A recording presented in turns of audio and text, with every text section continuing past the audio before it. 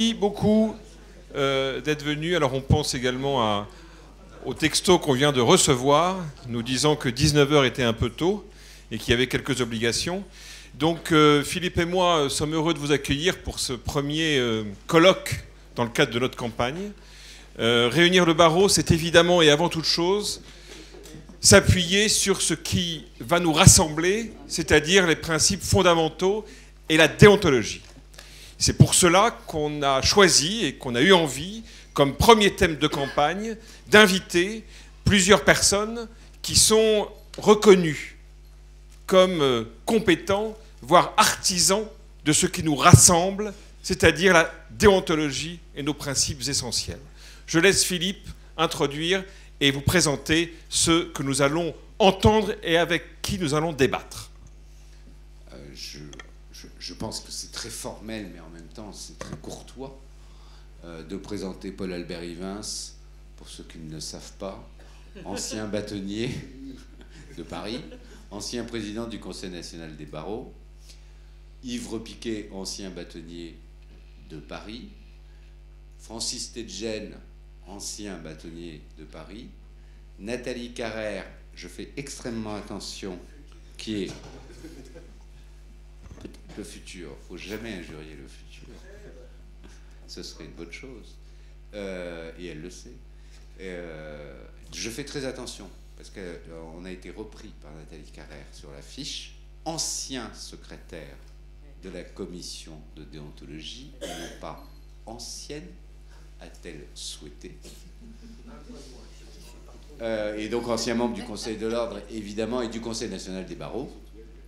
Marianne Frison-Roche, qui est professeur à sciences politiques, Sciences Po.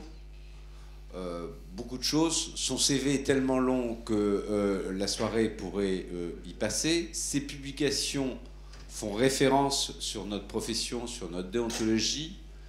Une de ces dernières, nous n'avons pas osé lui piquer le titre tellement il était beau, malheureusement, et on en avait envie, c'était « Être moderne sans se perdre », qui est une très belle question aussi par rapport à notre thème de ce soir. Et puis, Frédéric Moréas, non, hop, ils ont changé. Philippe Charles et Frédéric Moréas, et faites attention parce que les noms sont inversés sur la photo. Bon, là, c'est bon, ça a été rectifié, pardon. Attends, j'ai pas vu venir.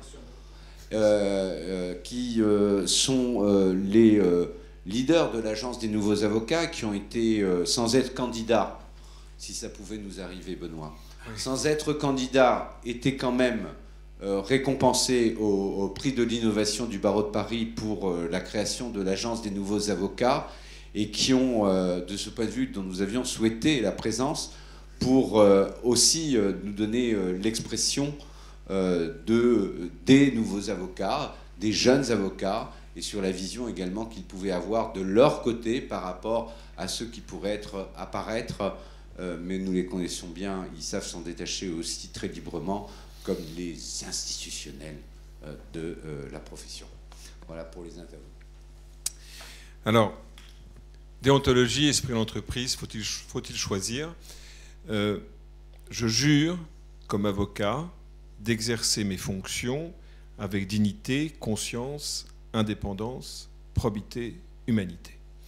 Et quel que soit notre mode d'exercice, quel que soit le lieu où nous l'exerçons, que ce soit dans une audience correctionnelle, que ce soit dans une gigantesque salle pour un deal, que ce soit au tribunal de commerce ou au conseil de prud'homme, nous avons tous prêté ce serment.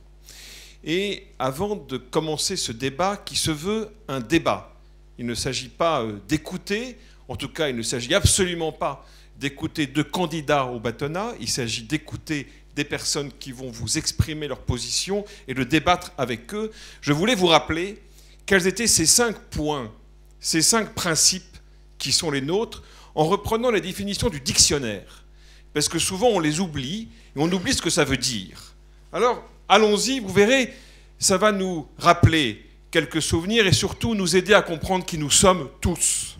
Dignité, attitude empreinte de réserve, de gravité, inspirée par la noblesse des sentiments ou par le désir de respectabilité, sentiment que quelqu'un a de sa valeur. Conscience, représentation mentale claire de l'existence, de la réalité de telle ou telle chose. Indépendance, état de quelqu'un, d'un groupe qui juge, décide, en toute impartialité, sans se laisser influencer par ses appartenances politiques, religieuses, par des pressions extérieures ou par ses intérêts propres. Probité, qualité de quelqu'un qui observe parfaitement les règles morales, qui respecte scrupuleusement ses devoirs, les règlements. Humanité, disposition à la compréhension, à la compassion envers ses semblables, qui porte à aider ceux qui en ont besoin. Voilà les définitions du dictionnaire. Voilà le socle sur lequel nous sommes debout. Est-ce un frein? Est-ce un moteur au développement de notre profession? Le débat commence. La question qu'on va initier dans ce débat, qui nous paraît être important et qui est en même temps à l'image de ce que nous concevons devoir être celui de l'ordre, c'est-à-dire de susciter des débats, d'impliquer les avocats dans ces débats, de les faire partager, d'avancer. C'est ce que nous souhaitons faire et voulons faire ce soir, parce que nous pensons effectivement que c'est le rôle de l'ordre. Une des questions qui traverse et qui agite, y compris ces derniers mois, ces dernières semaines, et qui est la question que se pose et qu'on va poser à nos intervenants, c'est: est-ce qu'il y a aujourd'hui quelque chose qui vous soucie dans la déontologie de la profession et qui vous soucie dans l'avenir de la profession? Et je propose que Paul-Albert Ivens réponde en premier. Merci, bonsoir. D'abord, bravo à Benoît et Philippe de nous réunir sur un sujet qui mérite qu'on y réfléchisse.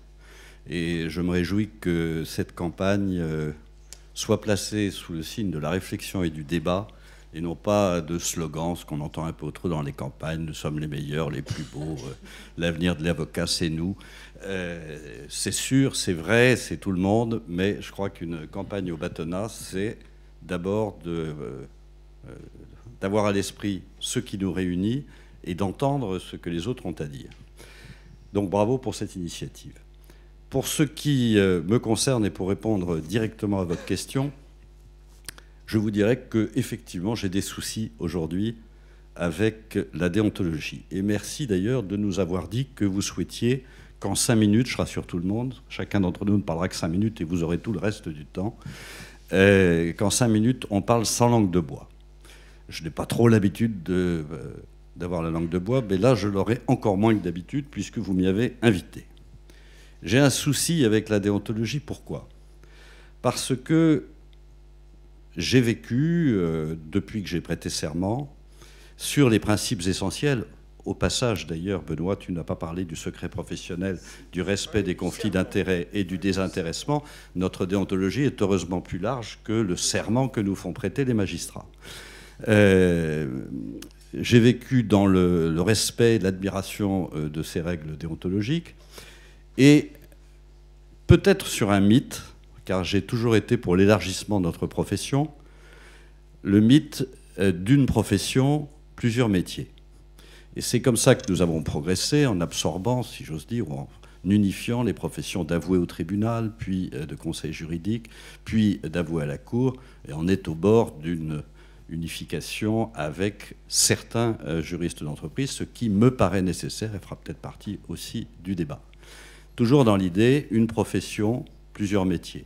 Et qu'est-ce qui nous réunit, disons-nous, et continuais-je de dire, mais j'avoue que je me pose aujourd'hui une question, qu'est-ce qui nous réunit? C'est la déontologie. Nous sommes des avocats et ces principes essentiels s'imposent à nous. Or, force est de constater que cette déontologie qui a d'abord été faite pour l'avocat qui plaide au pénal, l'homme seul qui se lève auprès de celui qui est dans le box et qui est donc extrêmement exigeante, présente parfois des difficultés pour ceux qui font tout autre chose. Je prends l'exemple tout bête de la confidentialité qui fait partie de notre déontologie. Vous savez que dans un certain nombre de cabinets, on fait des deals la nuit entre les États-Unis et la France. Eh bien, des avocats échangent des mails avec des non-avocats qui ne sont pas confidentiels et on se pose la question de savoir après s'ils peuvent être reproduits en justice.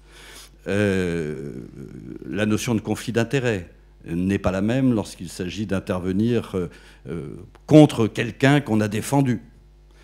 Lorsque l'on est en présence de personnes morales à multiples filiales, on comprend que les choses peuvent être différentes. Et moi, mon inquiétude aujourd'hui, et on l'a ressenti dans le débat sur les avocats en entreprise, c'est que un certain nombre d'avocats aujourd'hui qui partagent les valeurs ne se reconnaissent pas forcément dans la déontologie, qui peut être ressentie comme un frein. Et comme aujourd'hui la majorité de la profession est en province et qu'elle a l'exercice le plus classique, eh bien, elle s'oppose à toute évolution de la profession. Et ce qui peut se passer, ce que je craindrais, c'est que cette idée d'évolution de notre déontologie pour permettre de faire une profession juridique de plus en plus forte pour lutter contre son seul ennemi qui est la profession comptable, c'est que donc ceux qui ne voudront pas évoluer bloquent à ce point les autres qu'on assiste non plus à une fusion des professions comme on l'a fait depuis 30 ans, mais qu'au contraire on arrive à une scission des professions, c'est-à-dire une sorte de barrister à l'anglaise pour ceux qui ont l'exercice devant le tribunal avec la déontologie la plus exigeante, et de l'autre côté le sollicitor qui est plus comme un notaire, avec des notions légèrement différentes sur un certain nombre de points de la déontologie.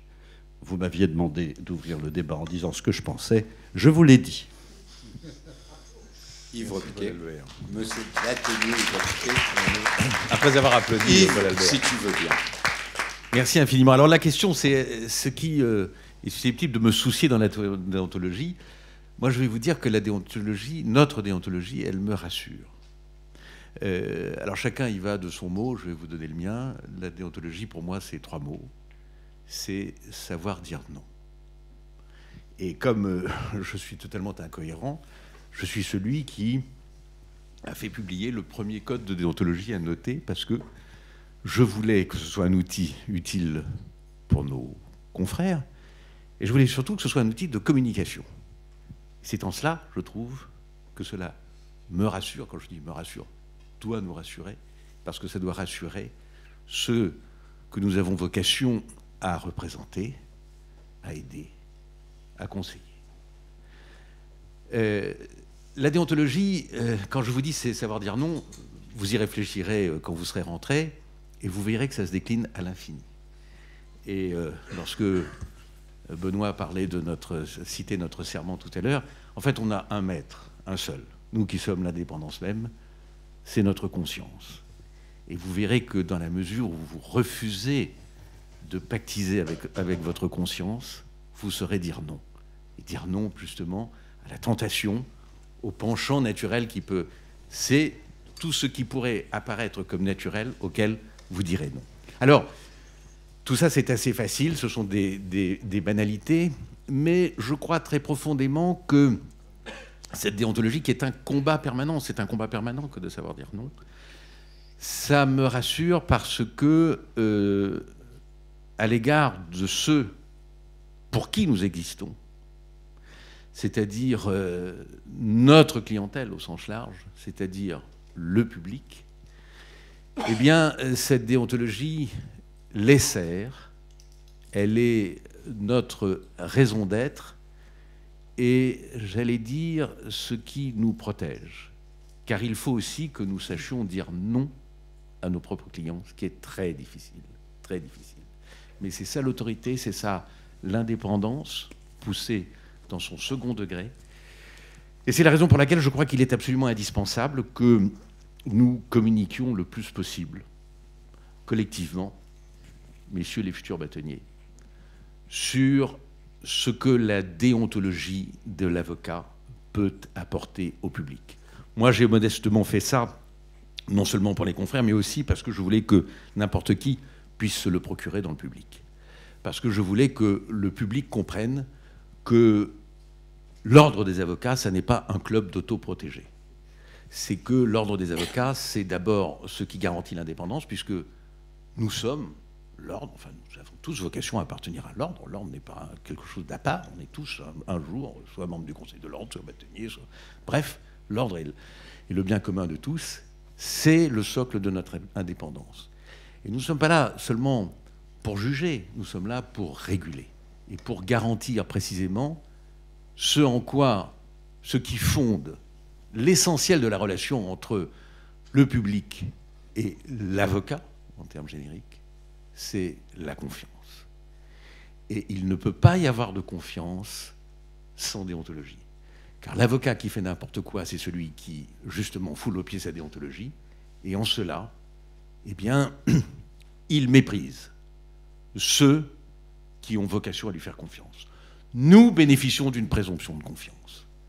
Eh bien, il faut que nous en soyons dignes et il faut que nous communiquions dessus. Pas seulement pour nous, pour ce que nous sommes, mais précisément pour entretenir ce qui est fragile et qui doit être permanent et pérenne, c'est ce lien de confiance. Lien de confiance avec les magistrats, ça c'est avec la justice, mais surtout, lien de confiance avec ceux que nous représentons. Merci Yves. Si tu permets, Francis. Donc, je ne sais pas si vous vous êtes rendu compte, il y a ce soir un scoop extraordinaire.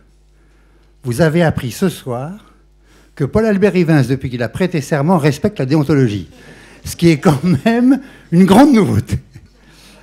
Alors, moi, j'ai un truc sous les yeux là. Déontologie, esprit d'entreprise, faut-il choisir? Alors, on va mettre un peu d'esprit d'entreprise. Moi, je pense que la déontologie, c'est le plus formidable outil marketing qui n'a jamais été à notre disposition.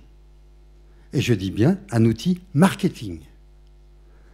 Qui peut dire à son client, j'ai le secret, j'ai la confidentialité, vous devez avoir ma confiance, je suis formé à l'origine et en permanence, je suis régulé par un ordre, si je fais une erreur, une bêtise, si je viole une règle grave, j'ai des règles disciplinaires sous le contrôle de la Cour. Poussons le bouchon un peu plus loin. Si je vole votre argent, on vous le rendra. Si je fais une bêtise, vous serez remboursé. Je suis assuré. Qui peut dire ça? Qui peut dire ça? Nous. Et non seulement nous le disons comme avocat, personne physique, mais nous le disons comme entreprise. J'ai envie de vous dire, une entreprise d'avocats, c'est qui? C'est un avocat, son assistante, son collaborateur.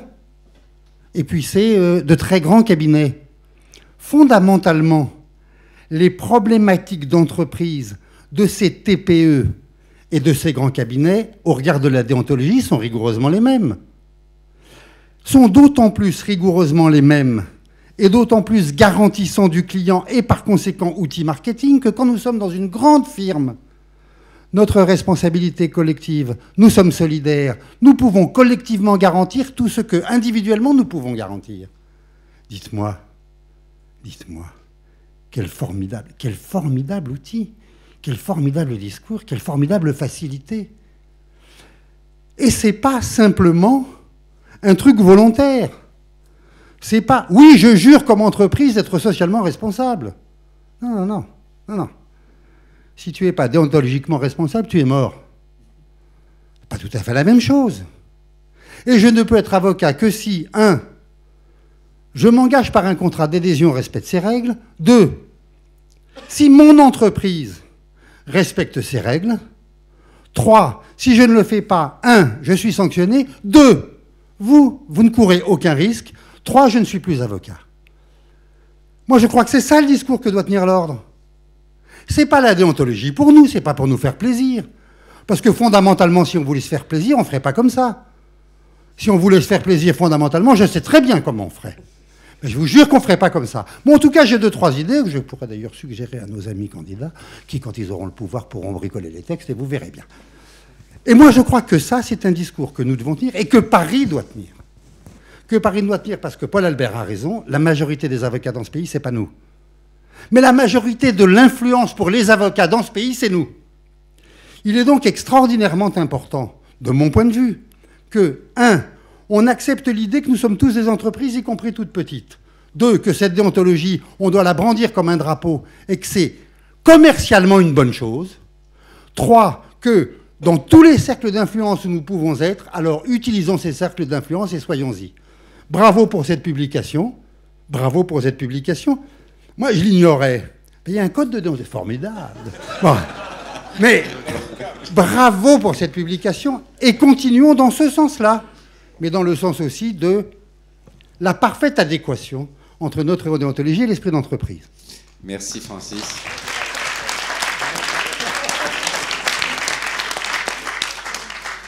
Nathalie Carrère, même si les bâtonniers sont à la tête de l'ordre, les secrétaires de la commission de déontologie sont souvent ceux qui vivent le plus au quotidien à la fois l'appréhension de la déontologie par les avocats, les confusions, pas les confusions, ou les éléments. Et de ce point de vue, dans l'expérience que tu as eue et que tu connais encore aujourd'hui comme avocate, sur cette appréhension et qu'est-ce qui fait souci et ou ce qui peut faire souci dans la déontologie aujourd'hui pour l'avenir de la profession et peut-être pour nos confrères, tout simplement, dans ce que tu en ressens, dans ce que tu en as vu.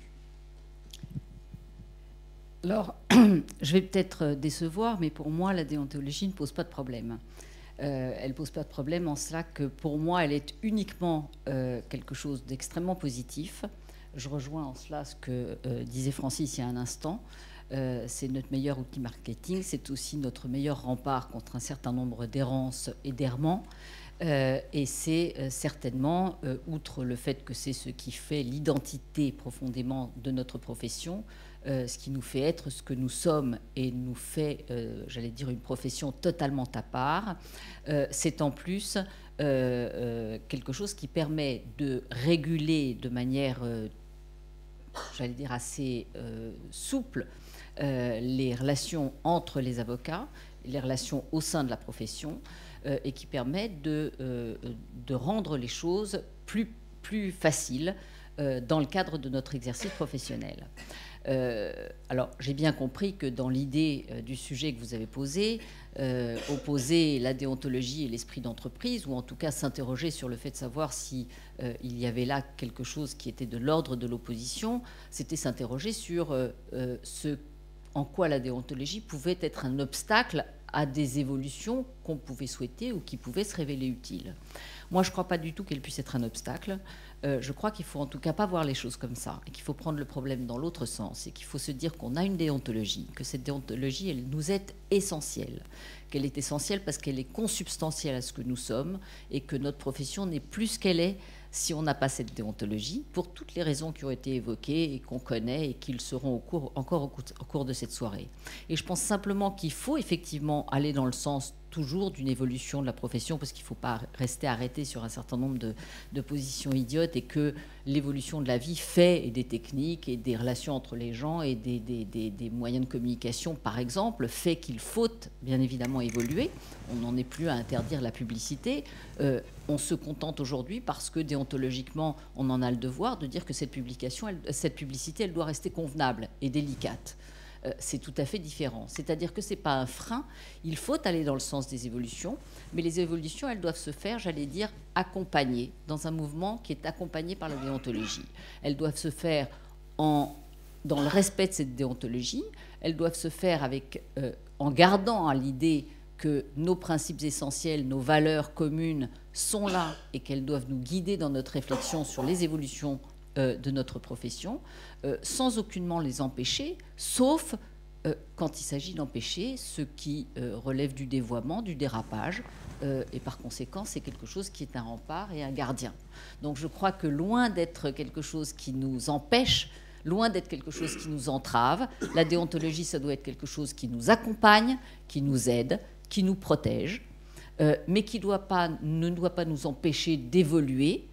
Loin s'en faut, simplement, je pense qu'il faut que nous nous adaptions, ou en tout cas que nous adaptions nos évolutions et que nous choisissions d'évoluer sur un mode qui est adapté à nos règles essentielles, qui les respecte et qui les prend en considération. Et à partir de ce moment-là, je crois qu'on a tout l'avenir devant nous, et je l'espère pour tous ceux qui sont là et qui ont l'avenir de la profession et qui représentent l'avenir de cette profession.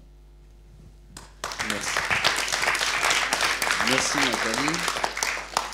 Marianne Frison-Roche, ne lui passons pas le micro parce qu'elle est notre, comment dire, notre synthétiseuse, non, ça se dit pas. Notre modérateur, notre œil extérieur, celle qui va prendre la distance et écouter très attentivement tous les débats et nous en livrer après, sans certainement, avec le talent qu'on lui connaît, la substantifique moelle de tous ces éléments.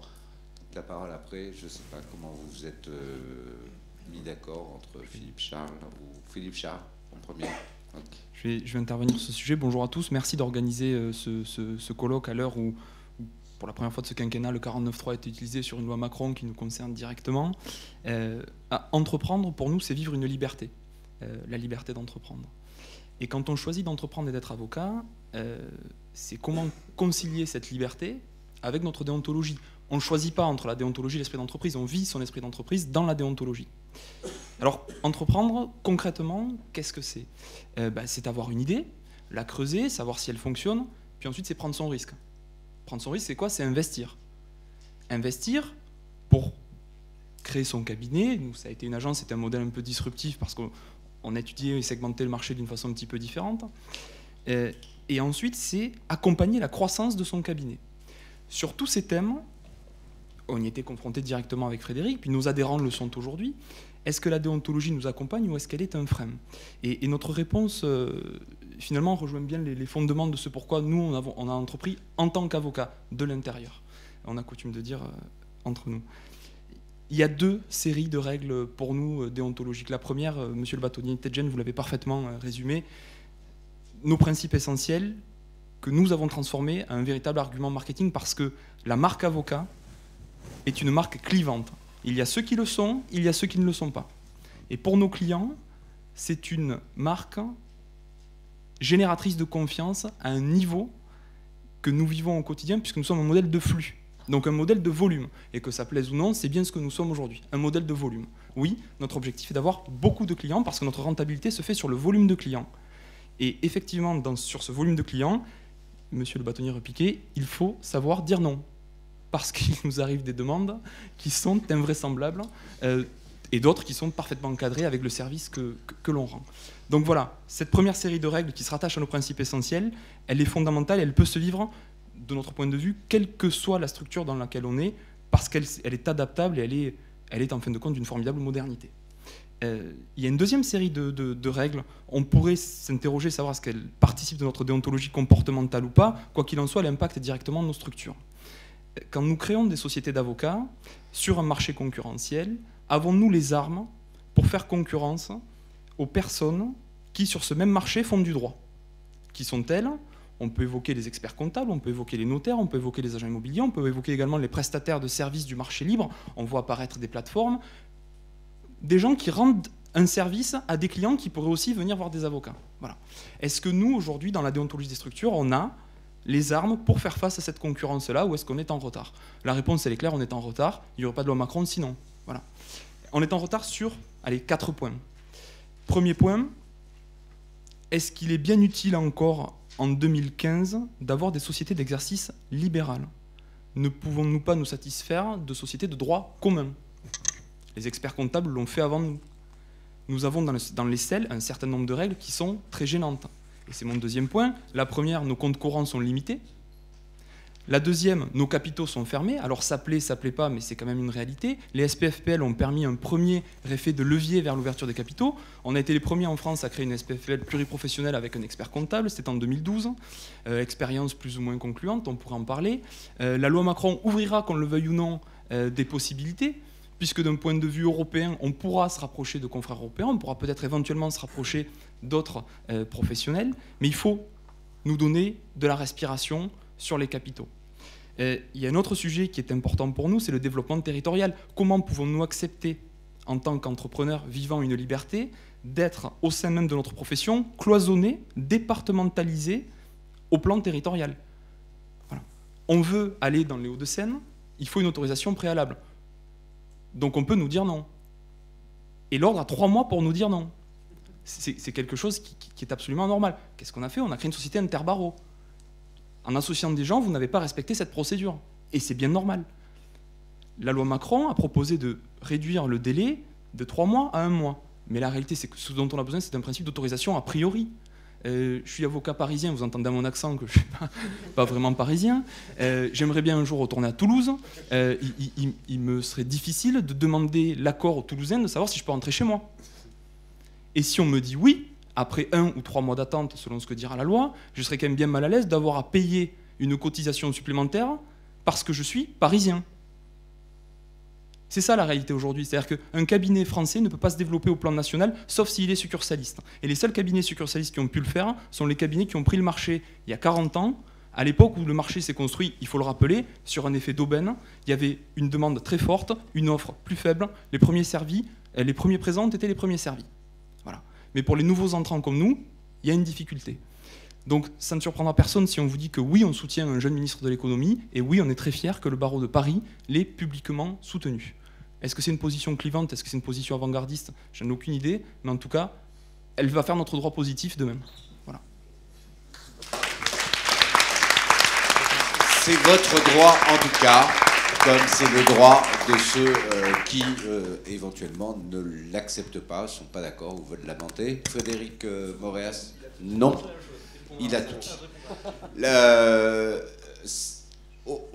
À ce stade, et c'est ce que nous voulons, c'est que la parole vous soit donnée, de réagir sur ce panel en même temps qui permet d'avoir à la fois des nuances, des approches différentes et en même temps nous-mêmes aussi d'intervenir, évidemment, et d'interpeller les uns et les autres, de poser et d'évoquer vos propres réflexions et en même temps nous-mêmes, selon les éléments aussi, de pouvoir vous faire part de nos quelques préoccupations, idées ou suggestions et pistes. Donc la parole va être donnée au deuxième, parce que c'est toujours mieux. Le premier, j'ai parlé. Donc au deuxième intervenant, s'il y a quelqu'un qui souhaite... Oui, une petite observation sur le fond par rapport au thème que vous avez choisi. C'est déontologie, bon, on est tous d'accord sur le fond. Après, le problème se pose de l'évolution de la déontologie, c'est-à-dire l'adaptation de nos règles déontologiques à l'évolution des cabinets, notamment des cabinets structurés. Je vais prendre un exemple. Il fut un temps où effectivement il y a toute une série de règles en matière déontologique au sein des structures, sur l'emport de dossiers, etc. Aujourd'hui, on peut emporter un cabinet sur une clé USB. Et ce qui pose un certain nombre de problèmes. C'est-à-dire que là, je parle devant un certain nombre de gens qui arbitrent des litiges au sein des cabinets d'avocats. L'évolution de la déontologie, je pense, est à la traîne par rapport à l'évolution des cabinets. C'est-à-dire par rapport à l'évolution des nouvelles formes de collaboration, par rapport à des nouvelles formes d'exercice, par rapport à des nouvelles technologies, par rapport au télescopage avec des règles extérieures. On a notre secret, on a la confidentialité, on a les droits de propriété intellectuelle sur des actes auxquels on a participé. Donc quelqu'un peut partir d'un cabinet avec la totalité du cabinet, effectivement sur une clé USB.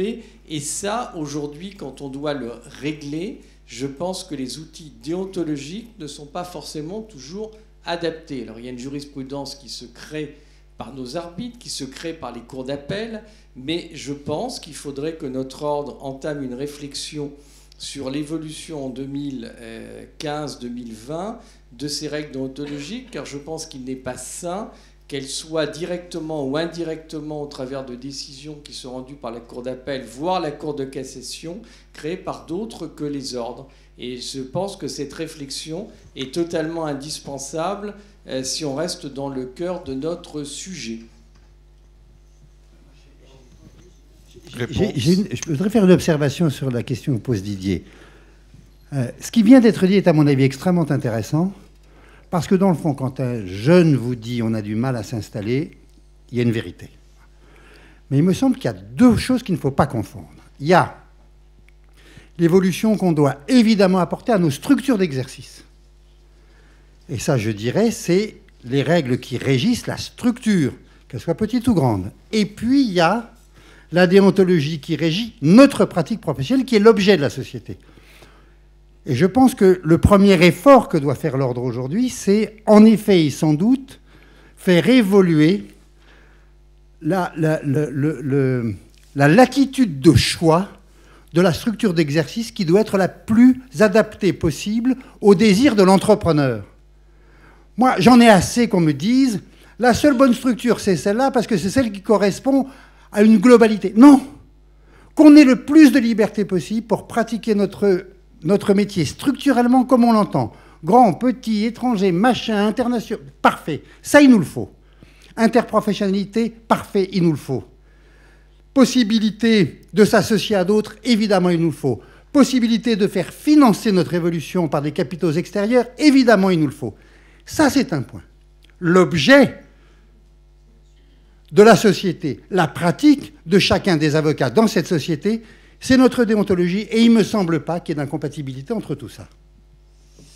Bon, peut-être ça va susciter des réactions. Philippe, oui, simplement pour compléter, enfin je ne sais pas si je vais compléter la réponse de Francis, mais en tout cas faire une observation sur ce que tu viens de dire. Il me semble que ça n'est pas tant qu'il faille faire évoluer les règles de notre déontologie, parce que ça, j'ai l'impression qu'il y a un consensus assez large pour dire que ces règles, elles sont essentielles et qu'elles nous sont nécessaires et qu'il ne faut pas y toucher.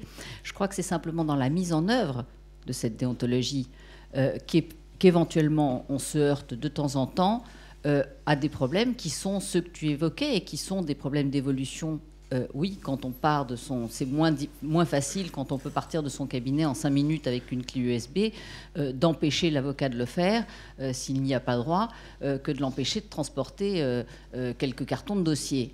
Donc c'est vraiment dans la mise en œuvre à la fois, j'allais dire, des règles de déontologie et dans la mise en œuvre de la régulation nécessaire par l'ordre de ces règles de déontologie qu'il faut peut-être réfléchir et qu'il faut certainement s'adapter, plus que, j'allais dire, au cœur même de la déontologie, qui n'a pas vraiment là besoin de vivre un changement, puisque je crois qu'elle est parfaitement adaptable à tout cela.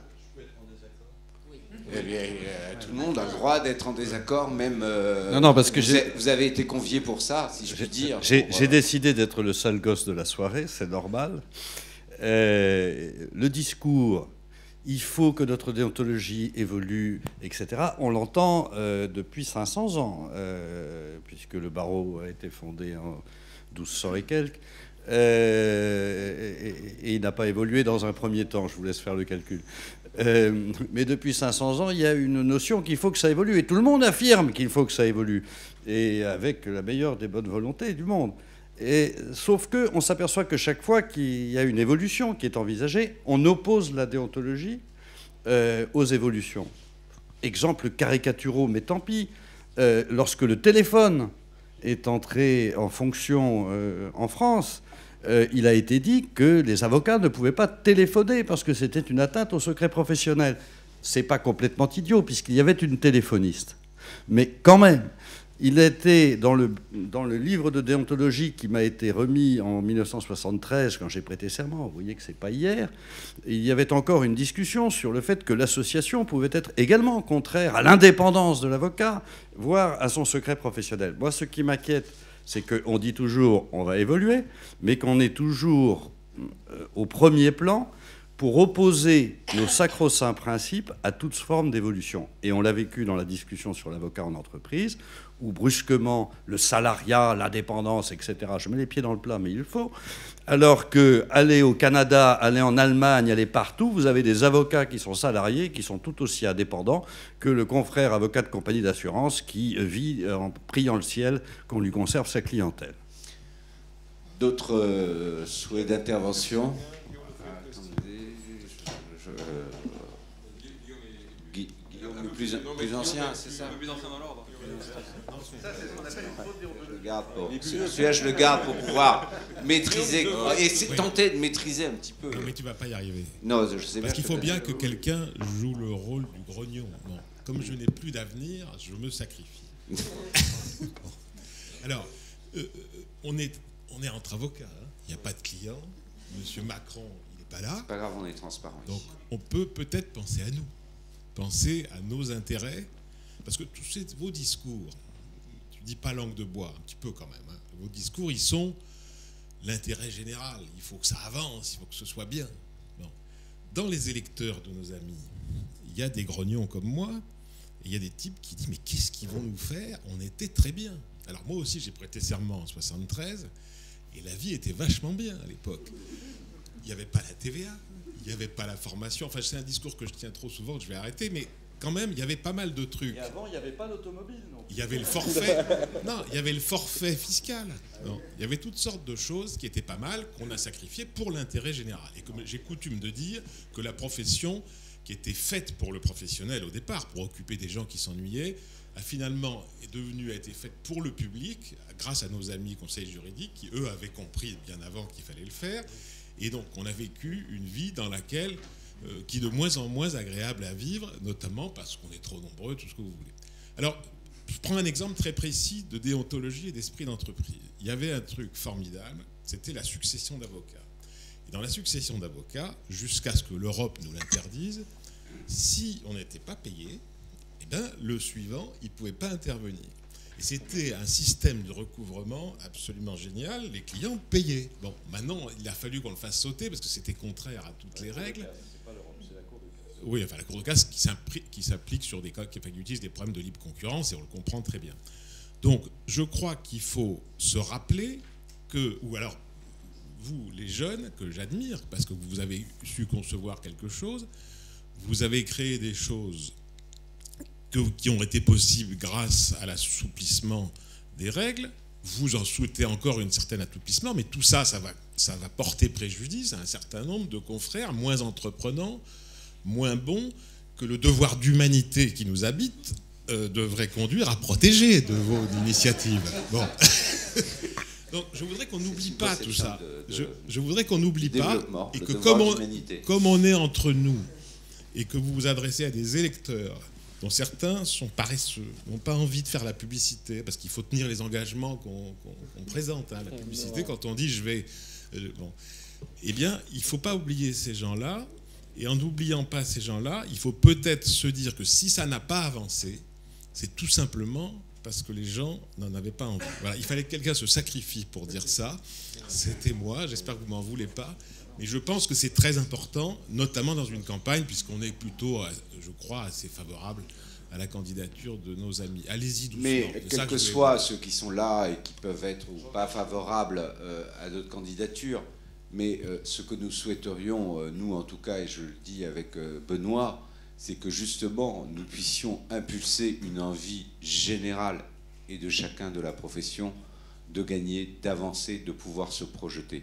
Et que c'est justement pour cela que ce débat est organisé, pour permettre évidemment d'anticiper, de réfléchir ensemble et de se dire comment nous pouvons faire. Pierre. Merci. Ce gars.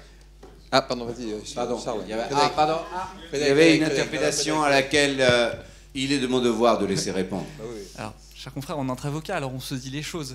Nous souhaiterions pour notre part qu'il y ait 60 000 avocats de plus. C'est ça que nous pensons. La difficulté, c'est pas un gâteau fermé, le droit, le marché du droit, parce qu'il faut parler du marché du droit. C'est pas un gâteau fermé qu'on se garde entre nous en se disant ah, celui qui vient va me piquer ma part. C'est pas ça. Non, le problème c'est qu'aujourd'hui, tous les jours, on perd des clients au profit d'autres acteurs. Et c'est à nous de les reprendre. C'est à nous de faire les démarches. Il faut d'abord, qu'il y ait plus d'avocats, mais en plus qu'on les aide à entreprendre. Donc il faut, oui, qu'on modernise nos structures, mais oui, qu'on nous autorise aussi la publicité. D'accord ? C'est quelque chose ? Non, c'est pas fait. C'est pas fait. C'est pas fait. Le décret, on s'est tiré une balle dans le pied terrible. Le décret nous réinterdit ce qu'on aurait dû nous autoriser. Par exemple ? Par exemple, publicité radiophonique, publicité télévisée, affiche, c'est interdit. C'est interdit. Voilà. Non, c'est interdit. C'est interdit. Dans le nouveau décret ? Absolument. Oui, une phrase. Ça reste une phrase. Ça reste interdit. Une phrase, c'est interdit. On s'est tiré une balle dans le pied terrible. Terrible. Non, on n'a pas fait attention. C'est pas la même chose.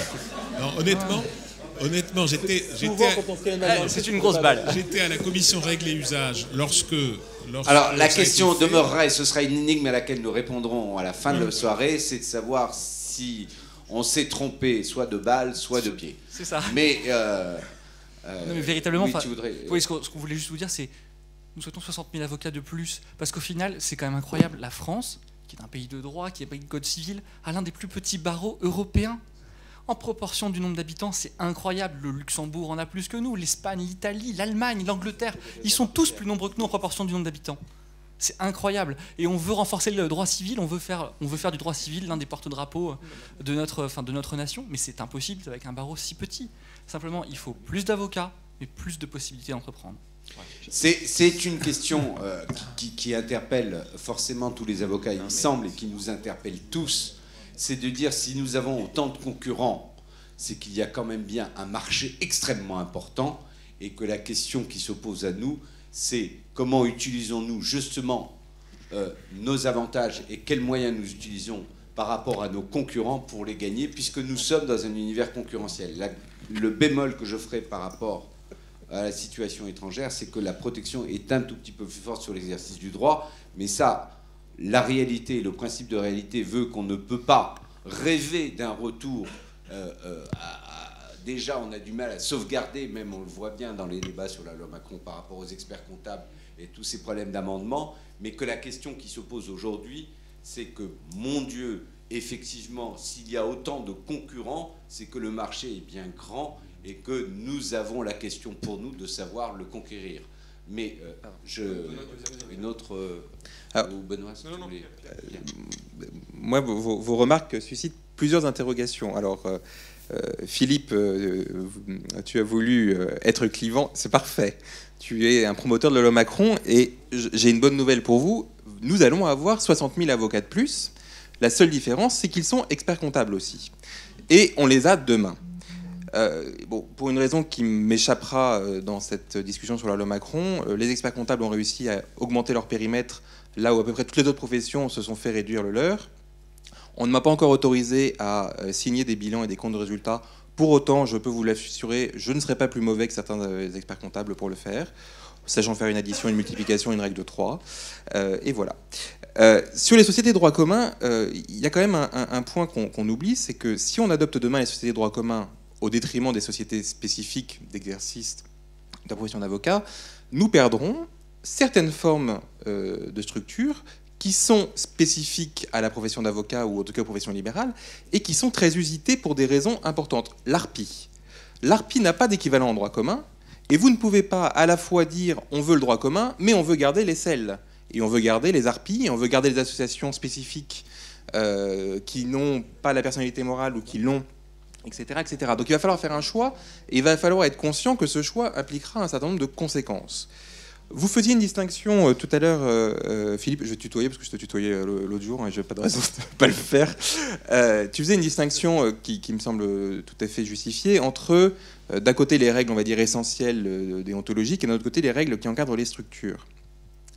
Je trouve néanmoins que dans un certain nombre de règles dont tu appelles de tes voeux l'évolution, qui sont des règles de structure, il y a une implication déontologique importante. Je pense par exemple aux capitaux. Alors c'est un débat qu'on avait déjà eu, mais l'ouverture des capitaux est-il compatible avec l'indépendance ?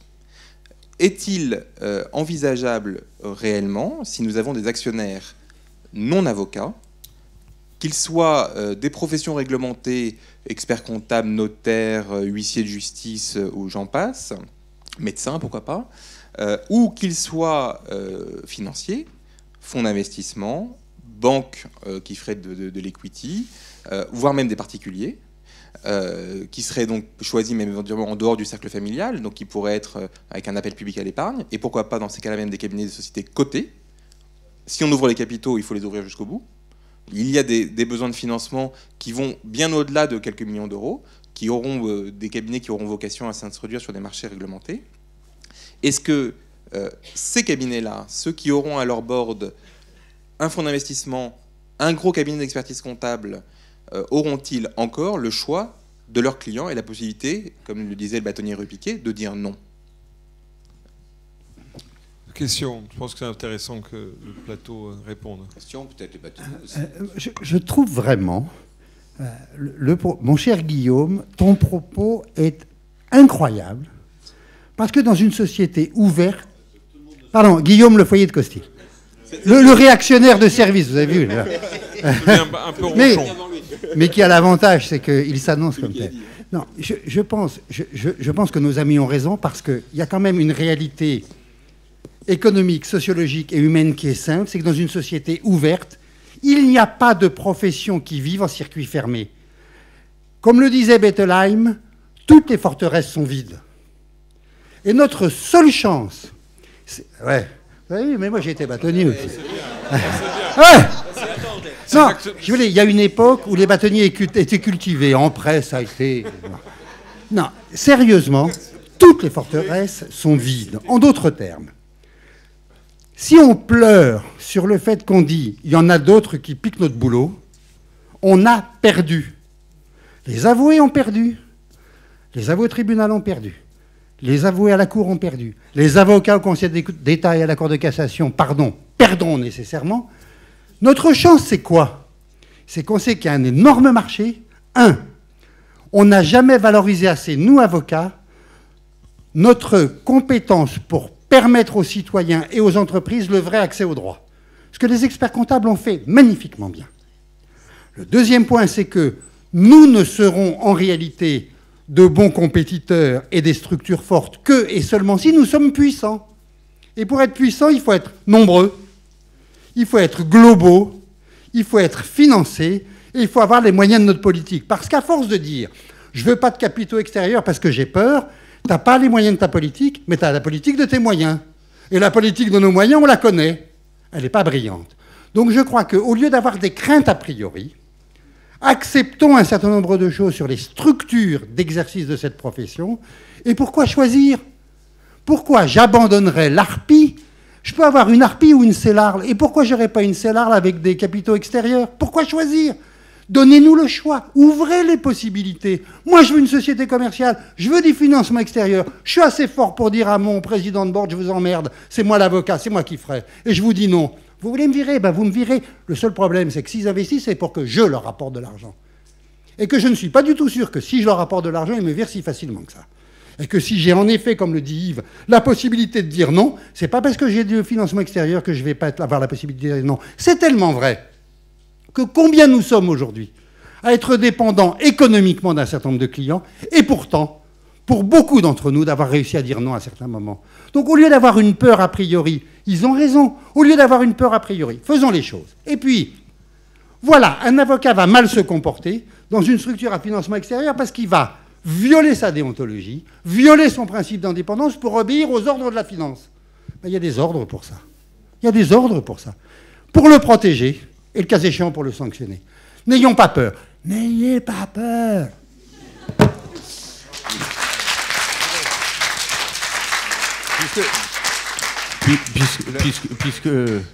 Puisque Francis s'est arrogé le monopole de la parole, je vais la prendre 2 secondes.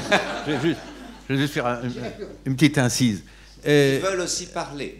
Non, mais c'est sur le même sujet. Non, mais là, je suis pas. Mais non, mais je suis pas sur la tribune. Là, je suis pas sur la tribune. Je n'interpelle même pas Francis. Non, je réponds à Pierre. Simplement. Oui, qui a plusieurs bras. Non, mais il y a aussi la loi pour garantir quand même l'indépendance. Je pense aux sociétés de presse. Il y a une distinction entre les capitaux qui financent la société de presse et la ligne éditoriale. Et donc, il faut qu'on puisse s'inspirer de ça pour organiser, parce que je crois que c'est nécessaire. On est puissant si on a le financement. Bon. Alors, s'il y a des gens qui nous font confiance et des financiers qui peuvent nous apporter ça, il faut qu'on puisse, nous, se garantir cette indépendance, comme ça existe déjà dans les sociétés de presse. Alors, on va pas faire un colloque là-dessus, mais je veux dire, on peut s'inspirer de ça et on peut se garantir notre indépendance, ce qui correspond à leur ligne éditoriale en réalité. Voilà, c'est ça que je... surtout... et c'est moi qui le dis, alors que c'est Francis qui est spécialiste, qui l'a vécu. Mais... Et alors, il y a une deuxième chose, parce que moi je reste encore dans la salle, je voudrais juste interroger notre ami Frédéric Charles, parce que je voudrais savoir quelle est son expérience, qui nous a dit, si ça vous intéresse, je vous en fais part, parce que vous avez eu l'expérience de la société multiprofessionnelle. Et ça, c'est quand même intéressant qu'on le sache, parce que moi je ne... Est-ce qu'ils peuvent nous dire leur mode d'exercice, parce que je ne sais pas exactement quoi. Alors, quel est votre modèle et l'accueil. Alors, bah, sur le modèle, tout est public. On est une CELAS interbarreau. Donc on a une CELAS immatriculée au barreau de Paris, contrôlée par une holding, société de participation financière des professions libérales, qui détiennent la majorité de notre société d'exercice. Cette holding a été validée par l'ordre en juillet 2012, alors que la loi de modernisation des professions juridiques et judiciaires venait à peine d'entrer en vigueur. Et effectivement, on s'est dit que dans notre schéma qui est coûteux en phase de démarrage, il était nécessaire de se faire appuyer. Et donc nous sommes rapprochés du représentant, l'équivalent du bâtonnier chez les experts comptables dans le Languedoc-Roussillon, qui nous a dit « je vais vous aider ». Je vais vous aider. Aussi parce que des avocats rentrés au capital d'une agence d'avocats, si aujourd'hui on en parle librement et on remercie de nous inviter à cette tribune, il y a 2 ans, c'était pas aussi clair que ce que ça l'est aujourd'hui. Et donc il est rentré, il nous a financé, et le mécanisme que nous avions prévu était le suivant. Il y avait, on a des formations affairistes et on vient de cabinet d'affaires. Donc il y avait dans ce contrat-là une clause de rachat indiquant que à l'atteinte de certains seuils, on lui rendrait sa mise. Voilà. Et quand on a passé des paliers de chiffre d'affaires, c'est comme ça que la clause était écrite, on l'a remboursé. Voilà. Et donc on a récupéré sa participation. À aucun moment il ne s'est ingéré dans nos affaires. À aucun moment il ne nous a envoyé un dossier. On en aurait bien besoin peut-être en phase de démarrage. C'était un financier parce qu'on est arrivé à un moment où les banques prêtent 1 pour 1. Elles vous prêtent 1 si vous avez 1, et ensuite elles prennent une garantie sur votre maison, après sur votre voiture et peut-être sur vos enfants. Voilà. C'est comme ça. Et puis ma fille venait de naître, je me suis dit, pas de suite. Quoi. Voilà, pas de suite pour elle. Et donc lui a mis le complément que Frédéric et moi n'avions pas. Voilà, Frédéric, si tu veux rajouter un mot sur... Oui, quel est votre modèle d'exercice pour expliquer ce qu'on fait concrètement. Nous, on part d'un constat, qui au départ, le constat qu'on fait dans la chaîne avocat, c'est les avocats adressent. Il y a un problème d'offre et de demande. C'est-à-dire qu'il y a un besoin de droit en France, on en parlait tout à l'heure, qui est énorme, immense. Et aujourd'hui, les gens ne savent pas à qui s'adresser. Vous vous rendez compte ? Tout le monde a un problème et ils ne savent pas comment faire. Comment trouver un avocat ? Et nous, on s'est dit, il y a un problème. Il y a un problème, c'est qu'il faut démystifier l'image qu'on a, nous. Je vais vous dire, l'image qu'on a, c'est l'image de l'avocat au 8e étage d'un immeuble, avec une moquette très épaisse, dont on ne connaît pas les honoraires, et qui, à la première consultation, va vous prendre une somme délirante. C'est ça l'image qu'ont les gens. Et c'est terrible. Nous, ce qu'on a fait, c'est qu'on a fait une agence. On a affiché nos prix, on est en pied d'immeuble, c'est-à-dire qu'on a une vitrine, on a nos logos qui expliquent ce qu'on fait pas. Et on pratique des devis forfaitaires. Uniquement forfaitaires, on a abandonné le taux horaire.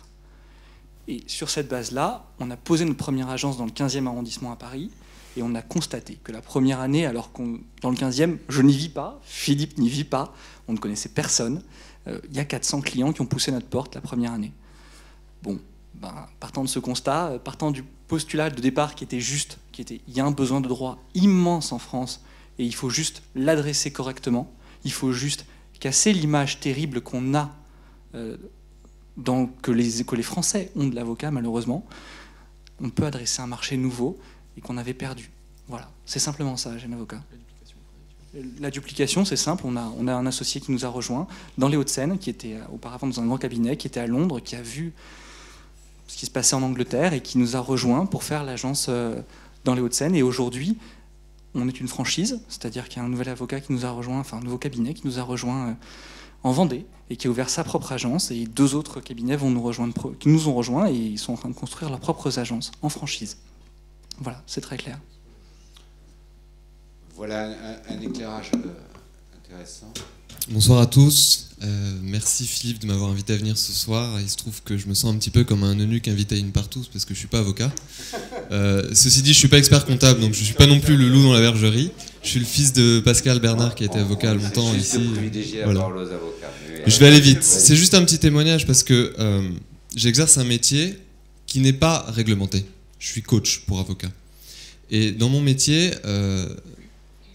tout le monde peut dire qu'il fait ce que je fais. Vous, demain, vous pouvez mettre sur votre carte de visite que vous êtes coach. Vous avez le droit de le faire. Parfois, vous avez à l'ordre des formations de coaching sur comment développer votre clientèle ou comment équilibrer votre vie personnelle avec votre vie professionnelle, qui sont faites par des gens qui n'ont pas étudié ces matières-là. Alors personnellement, moi j'ai un doctorat en droit public. J'ai travaillé 5 ans en cabinet d'avocat et ensuite je me suis formé au coaching à HEC. J'ai une déontologie et c'est un cadeau. Ce que disait tout à l'heure Francis Tejan est vraiment une vérité. Vous avez une déontologie comme un outil marketing, servez-vous-en. Parce que moi, j'ai une déontologie que j'affiche, qui est une déontologie à laquelle j'ai adhéré, mais qui ne m'a pas été imposée. Et tout le monde ne le sait pas, que le coaching, c'est une profession qui n'est pas réglementée. Alors, je voudrais juste vous poser une petite question, parce que tout à l'heure, on disait, et faire évoluer l'esprit d'entreprise du métier d'avocat, c'est une question d'envie, il faut avoir envie de le faire, ou alors il y en a qui n'en ont pas envie. Moi, je ne crois pas que ce soit une question d'envie. Pendant longtemps, j'ai été fumeur. J'avais envie d'arrêter, mais j'y arrivais pas. On veut faire évoluer les choses, mais on a des habitudes. On n'arrive pas à faire progresser sa façon d'exercer son métier. Mes clients sont contraints de subir ces habitudes-là, et mon métier, c'est d'aider à ce qu'ils changent ces habitudes. Et la question, c'est, plus qu'une envie, est-ce que ce ne serait pas finalement une recherche de sens que vous avez dans cette question qui est déontologie, esprit d'entreprise? C'est pas un choix finalement, c'est quel sens ça a de marier tout ça? Tout à l'heure, Madame Carrère disait exercer la publicité, vous parliez de délicatesse et de l'exercer d'une manière qui soit déontologique pour l'avocat. Finalement, la déontologie, avant d'être un cadre, peut-être que c'est une boussole qui vous aide à prendre les décisions que vous avez à prendre tous les jours, comme dire non à un client qui vous pose une question qui exige que votre déontologie dise non. Merci à tous. Merci Michael qui est dans la commission, qui travaille dans une commission de l'ordre, ce qui prouve qu'on y réfléchit là-dessus. Mais maintenant, je souhaiterais évidemment, sur les paroles principales aux avocats, de ceux qui souhaitent intervenir, mais ce que je note, moi, déjà en creux, si je puis me permettre cet élément-là, par rapport à la discussion, mais pourquoi une selle, pourquoi que des droits communs, etc., c'est la question qui nous est renvoyée à la profession de notre capacité nous-mêmes à être à l'initiative pour proposer des cadres, pour avoir des demandes, pour poser des solutions, et que souvent, nous sommes plus en situation de défense et de réaction à des propositions qui viennent des autres. Et c'est cette capacité-là qui est aussi en question, et qui était un petit peu le thème, avec Benoît, de réunifier la profession. Il y a une question voilà. aussi. Bonsoir. Je m'appelle Alan Skinazi. En fait, je vais juste rassurer notre coach. Je ne suis pas non plus avocat, mais je suis élève avocat. Voilà. J'ai mon professeur de déontologie qui est là, avec qui j'ai eu le plaisir d'assister au cours. Et je peux dire que la déontologie, je l'entends tous les jours, je l'ai encore entendu ce matin, on en a encore parlé, c'est très bien, et je comprends que ce soit le squelette de la profession et qu'on en ait besoin un maximum. Ma question concrètement s'adressait à Philippe Charles et Frédéric Moréas qui parlaient tout à l'heure de nouveaux moyens de communication, de nouvelles technologies, etc. En fait, je me posais la question, est-ce que vous n'avez pas eu peur quand vous avez lancé votre projet que votre titre soit en jeu, de subir des attaques de confrères, d'avoir des attaques violentes, de subir, encaisser? Et aujourd'hui, au sein de l'ordre, est-ce qu'il n'y aurait pas possibilité de marcher main dans la main avec des déontologues, des gens qui sont spécialisés en déontologie, pour lancer des projets dans l'innovation, main dans la main, sans crainte ni peur, et pouvoir avancer comme ça se fait dans les autres pays, sans peur. Voilà, c'est ma question. Je pense que c'est exactement le rôle de l'ordre. Voilà, c'est exactement ça. Dire quand vous parlez de déontologue, c'est l'ordre des avocats, qui est là pour être un phare, et qui doit permettre à chacun d'avancer comme vous le faites. Moi, je trouve que ce que vous avez fait, c'est exceptionnel. C'est-à-dire que dans 2 ans, 3 ans, il y aura plein d'agences d'avocats. Et ça ne sera plus les agences des nouveaux avocats, ce sera l'agence des avocats qui seront dans les différents barreaux grâce à votre initiative. Et ce qui est extraordinaire dans ce que vous faites, c'est qu'on est dans l'avocat de proximité. Attention, on est dans l'avocat de quartier. On est dans cet avocat qu'on montrait un peu du doigt en disant le pauvre, il n'est pas dans les grandes affaires, il n'est pas dans les beaux dossiers. Et ce que vous faites, c'est vous prouver que ce marché-là, pour utiliser un terme commercial, est un marché porteur, est un marché qu'il faut accaparer également.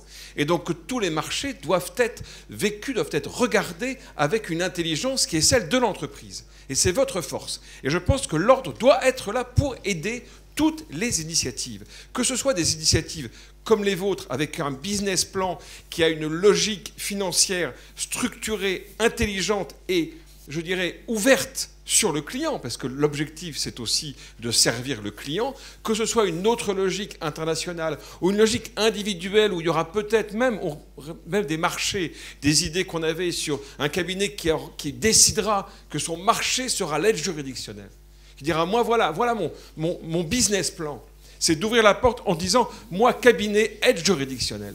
Et je m'organise, je mets une structure et peut-être un financement. Je ne sais pas comment cela peut avoir lieu pour justement permettre cet objectif-là. Ça, c'est pour ça que Philippe et moi, on se présente. C'est exactement pour ça. C'est un peu électoraliste, je suis désolé, parce que là, on est là pour un débat, mais je réagissais à votre question. En tout cas, c'est vraiment notre état d'esprit. Une petite intervention, si vous le souhaitez, en rebondissant, comme on dit maintenant, sur ce que dit M. Schinazi. Non seulement, ce qui m'étonne un peu dans ce débat, c'est qu'on nous parle des structures d'exercice, des selles, etc. Franchement, pour moi, qui, vous l'avez dit, fait un petit peu de déontologie, c'est pas de la déontologie, c'est du droit des sociétés, mais c'est pas de la déontologie. La déontologie, en étant assez caricatural, c'est quoi? C'est l'indépendance, qui se décline en deux notions, le secret professionnel et le conflit d'intérêts. Et qu'ensuite, on va décliner, le cas échéant, sur les structures d'exercice, le maniement de fonds, tout ça. Oui, mais ça n'est qu'une déclinaison de ces, disons, trois grands principes. Et je ne vois pas en quoi ces modalités, qui ne sont un peu que de la cuisine, ont une influence sur la déontologie. Et évidemment, comme le dit Francis Tegen, l'exercice de la profession, lui, quelle que soit la structure internationale, interdépartementale, ce qu'on veut, doit être, lui, déontologiquement pur. Mais c'est pas compliqué d'être déontologiquement pur dès l'instant où nous sommes ordonnés en ordre. Et l'ordre va nous servir à être déontologiquement purs et donc à résister en termes d'indépendance à une puissance économique qui aujourd'hui se trouve être un apporteur de clientèle et qui demain sera un apporteur de capitaux. En termes de problème d'indépendance, c'est exactement la même chose. Mais en allant plus loin, dès l'instant où on se dit la déontologie, c'est ces trois principes et celle-ci, elle est structurante pour les avocats. Moi, je pense que l'ordre, et le cas échéant le CNB, mais l'ordre est capable non seulement de dire « entreprenez, allez-y », mais de nous aider à le faire en faisant une communication institutionnelle de la formation pour les confrères sur le thème « du moment que déontologiquement vous êtes pur, on va vous aider à investir les marchés, et on va vous donner les hommes pour ça, donc ouvrir les vannes de la profession en sélectionnant bien évidemment des gens compétents, mais en ayant au moins un peu plus que 45 000 avocats pour investir des marchés. On va vous donner de la formation, on va vous donner du marketing, et on va faire de la communication pour dire au marché, nous sommes avocats, nous sommes déontologiquement parfaits pour vous, et on vous apporte un plus, y compris même un avantage concurrentiel indu, comme on dit à Bruxelles. Et moi, je compte beaucoup sur Benoît et Philippe pour nous apporter cet élan, et que l'on prenne la déontologie non plus comme restrictive, mais la déontologie comme offensive sur les marchés, que de fait on a abandonné. Hein.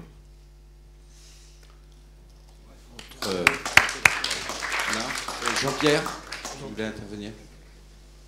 Jean-Pierre Grandjean, membre du Conseil de l'Ordre. Oui, merci beaucoup, merci. Cette question, Philippe, ne va pas te surprendre. Quoi que le monde entier respecte et lui-même en premier. Oui, absolument. Non, parmi les garants de notre indépendance au sens originel du terme, il y a la prohibition du pacte de quota litis, qui est là pour nous protéger, garantir cette indépendance. Et ce pacte de quota litis peut constituer aujourd'hui un véritable frein à l'esprit d'entreprise.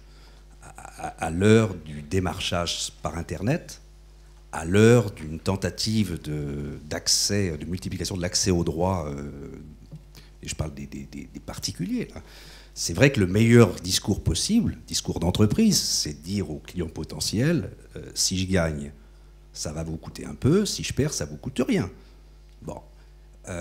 Est-ce qu'on est prêt aujourd'hui à supprimer la prohibition du pacte de quota litis, ou est-ce que c'est vraiment quelque chose qui doit encore garantir notre indépendance au sens originel du terme? Ça, c'est une question, peut-être plus pour ce côté-ci, là, et puis une question pour vous, parce que vous avez été auréolé par l'Ordre des avocats de Paris, qui vous a attribué un prix spécial alors que vous n'avez rien demandé. pour cette initiative formidable. Mais est-ce que ça a été aussi facile au début de faire admettre au barreau de Paris dans son ensemble, et à l'ordre en particulier, que c'était une initiative qui allait dans le bon sens? Est-ce que ça a toujours été facile?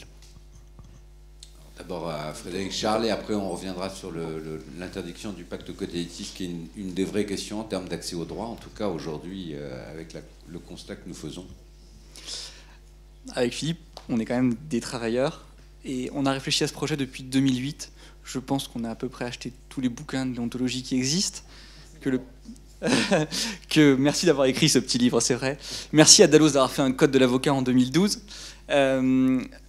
On avait vraiment travaillé, on était confiants, on est avocat aussi, on était confiants sur notre interprétation et on savait exactement où on allait. Maintenant, voilà, on était aussi conscients et on avait écrit au barreau en toute transparence, etc. Et on était conscients que ça allait susciter des questions. On a été contrôlés, on a eu un vrai contrôle, une enquête déontologique. Et cette enquête déontologique s'est soldée par poursuivez dans la rigueur de ce que vous avez fait. On était ravis que ça valide ce qu'on pensait profondément. On ne va pas dire que ça a été facile, parce que ça n'est jamais facile d'entreprendre. Loin de là, il y a 1000 obstacles qu'on ne peut même pas imaginer.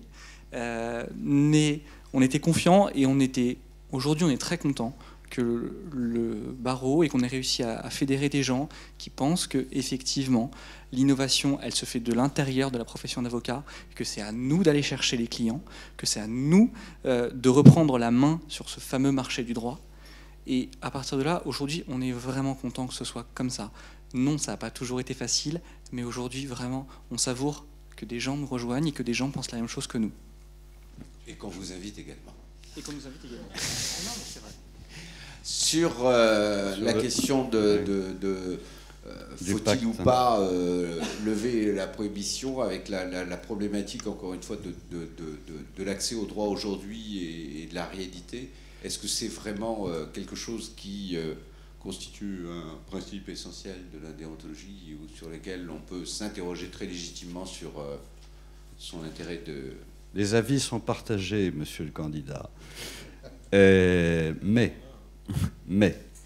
la prohibition repose sur des bases morales assez solides, et notamment la notion de désintéressement qui fait aussi partie de nos principes essentiels. Nous avons su nous y adapter avec un principe d'honoraire fixe assez faible et un honoraire proportionnel en fonction du résultat. L'honoraire de résultat est, lui, consacré par la Cour de cassation. Je crois qu'on peut en rester là, sachant l'autorisation du pacte de Cotallitis ne nécessiterait pas une modification des règles professionnelles, mais une modification du Code civil. Et je vous souhaite pour ceci bien du courage, car le pacte de Cotallitis découle de l'article du Code civil qui prohibe la cession de droits litigieux. Sauf qu'il y a on interdit à un avocat d'acheter des droits litigieux, puisqu'évidemment, il est plus à même que son client de savoir si ça vaut le coup ou si ça ne vaut pas le coup. Et du fait de ce qu'on appelle en droit de la concurrence... la relation, elle existe dans les barreaux qui pratiquent le Cotallitis, comme le barreau américain. C'est qu'il y a un certain nombre de dossiers qui ne trouvent pas d'avocat.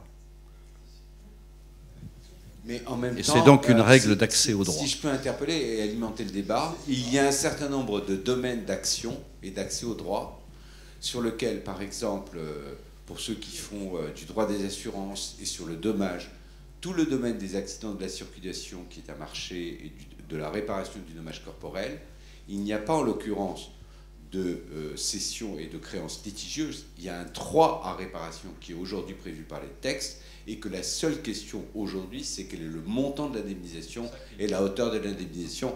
Non, c'est la créance, elle ne l'est pas. La créance, elle existe et elle est reconnue par la loi. Philippe, ici. Voilà, c'est une question. Personnellement, je suis extrêmement favorable à un pacte des Cotallitis contrôlé, qui existe pratiquement déjà. C'est absolument indispensable pour qu'un avocat puisse traiter un dossier de A jusqu'à Z, qu'il y ait cette possibilité. Maintenant, il y a des dossiers très compliqués qui nécessitent de multiples procédures. Si on n'a pas effectivement un accès au pacte d'écotalitis, ce qui n'est pas une acquisition de droit, hein, c'est une répartition effectivement d'un gain résultant des procédures qu'on a pu mener. C'est d'honoraire de résultat, qualifions-le d'honoraire de résultat, simplement ne le plafonnons pas à 10%. Dans l'international, j'ai connu effectivement des procédures extrêmement complexes. Je suis allé jusqu'à 50%. Et les clients étaient absolument ravis, dans des contextes très délicats, d'accepter pareil d'écotalitis. Lorsque vous avez un État en révolution, en guerre, en difficulté, ça pose aucun problème, effectivement, d'accepter que l'avocat agisse pour 50%, sachez-le. Alors, évidemment, ceci doit être contrôlé. Peut-être que 50% en général, ce n'est pas normal. A priori, ce n'est pas normal. Il faut vraiment justifier ce 50% par des conditions très très particulières. Mais c'est la seule possibilité pour un avocat, avec la suppression de l'avocat au Conseil, évidemment, enfin la fusion. Parce que ça, c'est un problème fondamental. Il y avait déjà le problème de l'avoué, avec l'émolument de l'avoué, qui certaines fois nous a empêchés de continuer nos procédures. Dans certains dossiers avec une certaine valeur hypothétique, on avait 50 000 pour l'avoué et 5 000 pour l'avocat. C'était l'avocat qui se bagarrait pour essayer d'avoir 50 000 francs, par exemple, et il en touchait 5 000 en tout et pour tout. J'ai quelques dossiers que j'ai traités à une certaine époque, on était là. Donc le décotalitis, le pacte, le partage du résultat, certainement contrôlé, mais non pas limité à 10%. Cette limitation à 10% est totalement ridicule. Sur des dossiers complexes où vous devez aller jusqu'à la Cour européenne des droits de l'homme, ceci est la garantie de l'action et de la protection du justiciable. Il y a des dossiers où vous sentez bien que vous allez aller jusqu'à la Cour européenne des droits de l'homme et vous le faites pratiquement à vos frais pour un très modeste honoraire. Ça couvre les timbres, ça couvre le papier, hein, c'est tout. Mais si vous avez cette chance d'avoir une bonne rémunération si ça gagne, eh bien vous y allez. C'est la garantie du justiciable. Messieurs les bâtonniers, peut-être... Ouais, moi, je trouve que notre système qui consiste à dire je vous prends un petit forfaitaire et puis un peu de résultat, c'est un système de faux cul et qui est extrêmement ambigu. Parce que quand vous gagnez... Qui est rasé à la Cour de cassation au nom de l'interdiction du pacte de Cotellitis déguisé. Non, ça dépend. Parce que le client, il dit mais j'ai quand même payé, monsieur. Hein, vous m'avez demandé un honoraire, j'ai payé, moi. Et maintenant, vous voulez encore m'en piquer. Eh bien donc, c'est pas comme ça qu'il faut faire. Il faut en effet dire... Mais il faudrait, moi je pense que ce serait positif pour la profession de dire on partage nos risques. C'est en effet une association. Ça veut dire que je crois au procès. Si j'y crois pas au procès, je le fais pas. Alors, il y a le risque en effet de l'hypothèse où il y a un client qui n'a plus d'avocat. Je vais vous dire, je déteste qu'on raisonne à la marge. Vous connaissez beaucoup de clients qui ont 3 milliards d'euros d'enjeux et qui ne trouvent pas d'avocat. Si vous en connaissez un, il faut me le dire. Parce que moi, si vous avez un client que vous voulez refuser qui a 3 milliards d'enjeux, vous me l'envoyez, je vous jure que je le prends. Et celui qui a 300 euros. Eh bien, je le prends d'autant plus. Non mais non, mais attendez. Vous êtes d'accord. On est d'accord. On est d'accord. Il n'y a pas de client à 3 milliards d'enjeux qui ne trouve pas d'avocat. C'est une plaisanterie. D'abord, tous les litiges ne sont pas à 3 milliards d'euros d'enjeux. Et je pense que le bâtonnier Paul-Albert Ivens relevait à juste titre le risque que les contentieux avec des enjeux de 5 000, 6 000, 7 000 euros, qui, pour beaucoup de justiciables, sont des montants très élevés, trouveront difficilement preneurs. Voilà. Moi, j'ai quand même un problème avec le pacte de Cotellitis, c'est que, je suis d'accord avec vous, c'est un peu système de faux cul, cette histoire de minimum forfaitaire. En même temps, est-ce qu'on est vraiment obligé de se transformer en joueur ? Est-ce qu'il est véritablement aujourd'hui intolérable de considérer que quand on travaille, on mérite une rémunération, que l'on gagne ou que l'on perde ? Et que finalement, dans cet honoraire forfaitaire, aussi ridicule soit-il, il y a, même pour 1 euro, quand vous allez chez le psychologue, vous payez, quand vous allez chez le médecin, même si c'est 1 euro, vous payez, il y a ce système de la rétribution du travail. Si on est 100% joueur, qu'on est associé à son client dans pour le meilleur et pour le pire, une sorte de mariage financier, donc un mariage de raison. Est-ce que nous ne perdons pas de vue que quand on travaille, eh bien, on le fait, on apporte un vrai service qui a une valeur, et que cette valeur, c'est pas seulement de se dire qu'on a une chance sur 2 d'emporter le pactole. Je pense que le problème, c'est le conflit qu'il y a entre la nécessaire, j'insiste, la nécessaire distance que doit avoir l'avocat par rapport à son client, et en même temps, ce besoin dans le droit des affaires du client sur un sujet important, non, mais sur un dossier important, qui dit « je souhaite que mon avocat s'implique tellement qu'il soit, comme moi, associé au risque ou à la chance ». Parce que moi, je suis dans les affaires comme ça, je considère... Alors, c'est la difficulté, et je pense, et là j'en reviens à ma définition de l'origine, on a un maître, c'est sa conscience. Et si votre conscience vous dicte que vous pouvez, avec ce client-là, avoir la distance nécessaire, et que vous pourrez quand même avoir sur lui l'autorité morale dont il a besoin, et qu'il vient chercher aussi chez vous, mais que vous êtes aussi associé à son risque, parce que vous pouvez perdre le dossier, c'est l'aléa judiciaire, ou être associé à sa chance, je trouve ça personnellement raisonnable, et je considère que ce n'est pas une règle qu'il faut édicter de façon générale, mais que c'est au cas par cas, et que précisément, chacune et chacun d'entre nous ce soir, et chacune et chacun d'entre nous de tout le... Je ne parle que du barreau de Paris, de tout le barreau de Paris, a sa capacité à évaluer et à décider. Et il a un maître, c'est sa conscience. Ma question portait pas sur certains dossiers portant sur plusieurs milliards. Ma question portait sur l'usager du RER A qui, chaque matin ou presque, est bousculé, est en retard. C'est ce client-là dont je parle. Et je ne parle pas de l'avocat individuel qui réfléchirait dans sa conscience à la possibilité de prendre ou pas associé. Je parlais d'un avocat entrepreneurial qui aurait créé une structure d'exercice qui serait commerciale ou civile, qui aurait des capitaux extérieurs et qui aurait avec lui des gens qui évalueraient ce que pourrait représenter l'agrégation de toutes ces petites réclamations. Ça, c'est plus une class action. Mais oui, mais attends, oui, mais par exemple, oui. Mais si l'on veut, nous avocats, se lancer dans des class actions qui aujourd'hui nous sont fermées, il faudra peut-être, je dis pas que, peut-être réfléchir à l'interdiction du pacte, de la prohibition du pacte de Cotalitis, sauf à entretenir cette hypocrisie qui montre bien que le système a des limites. C'est une question, en tout cas, qui mérite d'être encore creusée, abordée, etc. J'en avais moi-même, je le dis au passage, Paul Albert, discuté déjà, et c'était une grande question avec le bâtonnier Adair, de ce point de vue, parce qu'on s'interrogeait véritablement sur cette question-là, et par rapport à tout le débat de l'accès au droit, justement, et de savoir si ce n'était pas aujourd'hui un élément aussi de l'accès au droit. Voilà. Après, ce n'est pas simple. Après, il y a certainement nécessité de l'encadrement si ça doit être envisagé. Il n'y a certainement pas d'obligation, il y a la capacité, etc. Est-ce qu'il y a encore, on voit bien, un souhait d'intervention? Et après, nous allons laisser la parole à Marianne.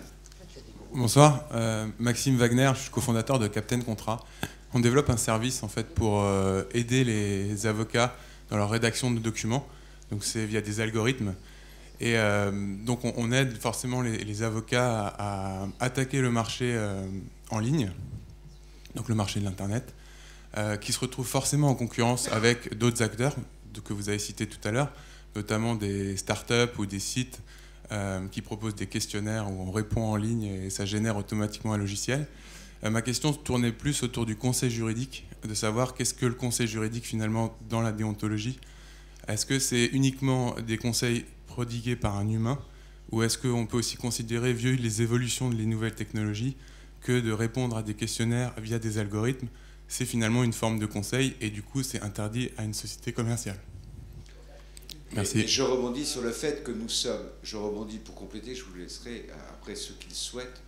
Nous sommes aujourd'hui confrontés à de nouveaux modes d'exercice. Il y a des cabinets d'avocats reconnus, d'ailleurs même parfois récompensés aussi, qui sont purement virtuels, c'est-à-dire qui reposent ou essentiellement virtuels. il y a aujourd'hui tous les nouveaux modes de communication et de prestation, il y a tout ce que nécessitent ces nouveaux modes de communication en termes de moyens à mettre en œuvre et en coût pour justement respecter la déontologie, parce qu'ils n'en ont pas parlé, mais ils l'avaient évoqué, ils en avaient parlé. C'est-à-dire que plus on veut mettre des moyens technologiques, plus on veut communiquer, et plus si on veut respecter la déontologie, justement, il faut avoir des moyens et des investissements pour avoir ces sécurités-là en termes de confidentialité, de secret professionnel, de prévention des conflits d'intérêts. Voilà tous ces éléments qui sont donnés pour ouvrir par rapport à la discussion et à la question qui est posée. Alors Monsieur Billot va compléter la question. Oui. Oui, bonsoir. Je suis également élève avocat et j'ai la chance d'être dans cette Legal Startup. Et la question que je me posais pour attacher ça effectivement aussi à la déontologie, c'est au niveau de l'indépendance que vous évoquiez tout à l'heure. Comment est-ce que l'avocat, qui évidemment a vocation à venir happer un marché, puisque c'est aussi un marché, comment est-ce que cet avocat va pouvoir respecter cette déontologie lorsqu'il va se rattacher à d'autres structures qui existent déjà sur Internet et qui ont appréhendé ce marché, donc qui ont déjà fait ce travail? Évidemment, je ne nomme personne et aucune structure, mais on sait qu'il y a au niveau de cette sphère Internet et de la demande en service juridique, des avocats qui travaillent main dans la main avec des sociétés et qui en réalité, sur une option, font une relecture du contrat, voient la société être rémunérée par le client et après, eux, sont rémunérés par la société. On sait aussi qu'il y a des avocats dans d'autres sociétés en ligne qui proposent des services, proposent tout simplement une hotline, c'est-à-dire que la société fait ses services de proposition d'actes juridiques et derrière, ils mettent sur leur site internet « Vous avez besoin d'un conseil, contactez-nous ». Et ils appellent le numéro qui est donné et ils arrivent sur une hotline où il y a un avocat qui travaille finalement, in fine, dans une optique de résultat pour la société. Et je voulais savoir comment est-ce qu'on se situe au niveau de la déontologie et de l'indépendance dont nous parlions vis-à-vis de ce point. Ça, c'est la concurrence d'aujourd'hui. Il y a un arrêt qui vient d'être rendu qui prohibe ce type d'exercice. Donc sachez-le avant de vous engager plus avant. De façon générale, nous encourageons tout ce qui est fait par des avocats, que les avocats soient présents sur Internet, que les avocats répondent sur Internet, etc. Mais toute structure qui rend l'avocat dépendant, en fait, toute structure commerciale qui rend l'avocat dépendant, est prohibée. Donc, en fait, il n'est possible de travailler dans ce type de modèle que quand on est avocat avec un site d'avocat. Je ne sais pas si je suis clair. Et les sites auxquels vous faites allusion sont actuellement poursuivis. Mais je sais que vous allez penser qu'il y en a un qui s'en est récemment tiré, mais ça ne durera pas. Bien, oui, Pierre, je crois qu'il y a... Il y avait une question encore ici. Voilà. Bonjour à tous, je m'appelle Johan Dehan, je viens de prêter serment il y a quelques mois, je suis jeune avocat. Et j'ai décidé de me lancer seul, parce que je me suis dit, voilà, pourquoi pas se lancer seul, c'est au début qu'il faut le faire, et c'est pas au bout de tant d'années d'exercice. Et je me suis dit, quels sont les modes, les moyens à m'apporter qui permettront de développer ma clientèle? Alors il y a tout d'abord un site internet, ça tous les avocats le font, et je me suis dit, on peut faire des tracts, c'est possible de le faire, mais ils doivent être à partir du cabinet d'avocats. On ne peut pas les distribuer à des gens dans la rue, c'est interdit. On ne peut pas te faire publicité, on ne peut pas te faire spot télévisé, on ne peut pas faire d'affiches dans le métro, on ne peut pas faire de bancs publicitaires comme on voit aux États-Unis dans certaines émissions, dans certaines séries télévisées. On ne peut rien faire. Rien. C'est rien. On peut vraiment... La limitation, c'est site internet ou faire du Google AdWords en payant des sommes illimitées quand une personne tape un mot avocat en droit de l'immobilier pour avoir une référence à droite, ou en payant des sommes astronomiques, mais sinon on ne peut rien faire. Il n'y a pas d'ouverture du marché, alors qu'il y a des réglementations européennes qui prohibent tout ça. Il y a des, je crois que c'est une circulaire ou une directive européenne qui demande à la France, justement, d'enlever cette prohibition. La France, non. Elle forme en fait un obstacle à tout ça. Et je veux savoir, qu'est-ce qu'on va faire? Comment se développer, si ce n'est par ces moyens qui sont limités et qui sont très limités?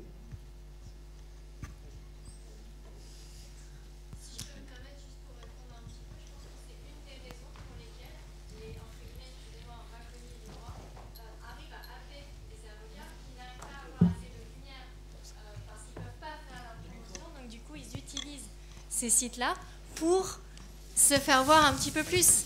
Et c'est un petit peu la limite du système, je pense, là. Enfin, et au-delà de ça, je pense qu'il y a aussi une lueur d'espoir là-dedans, parce qu'un braconnier du droit qui a besoin d'un avocat, finalement, pour valoriser son site et pour vendre son contrat, c'est que, comme vous disiez au début, la marque avocat, c'est quand même pas rien.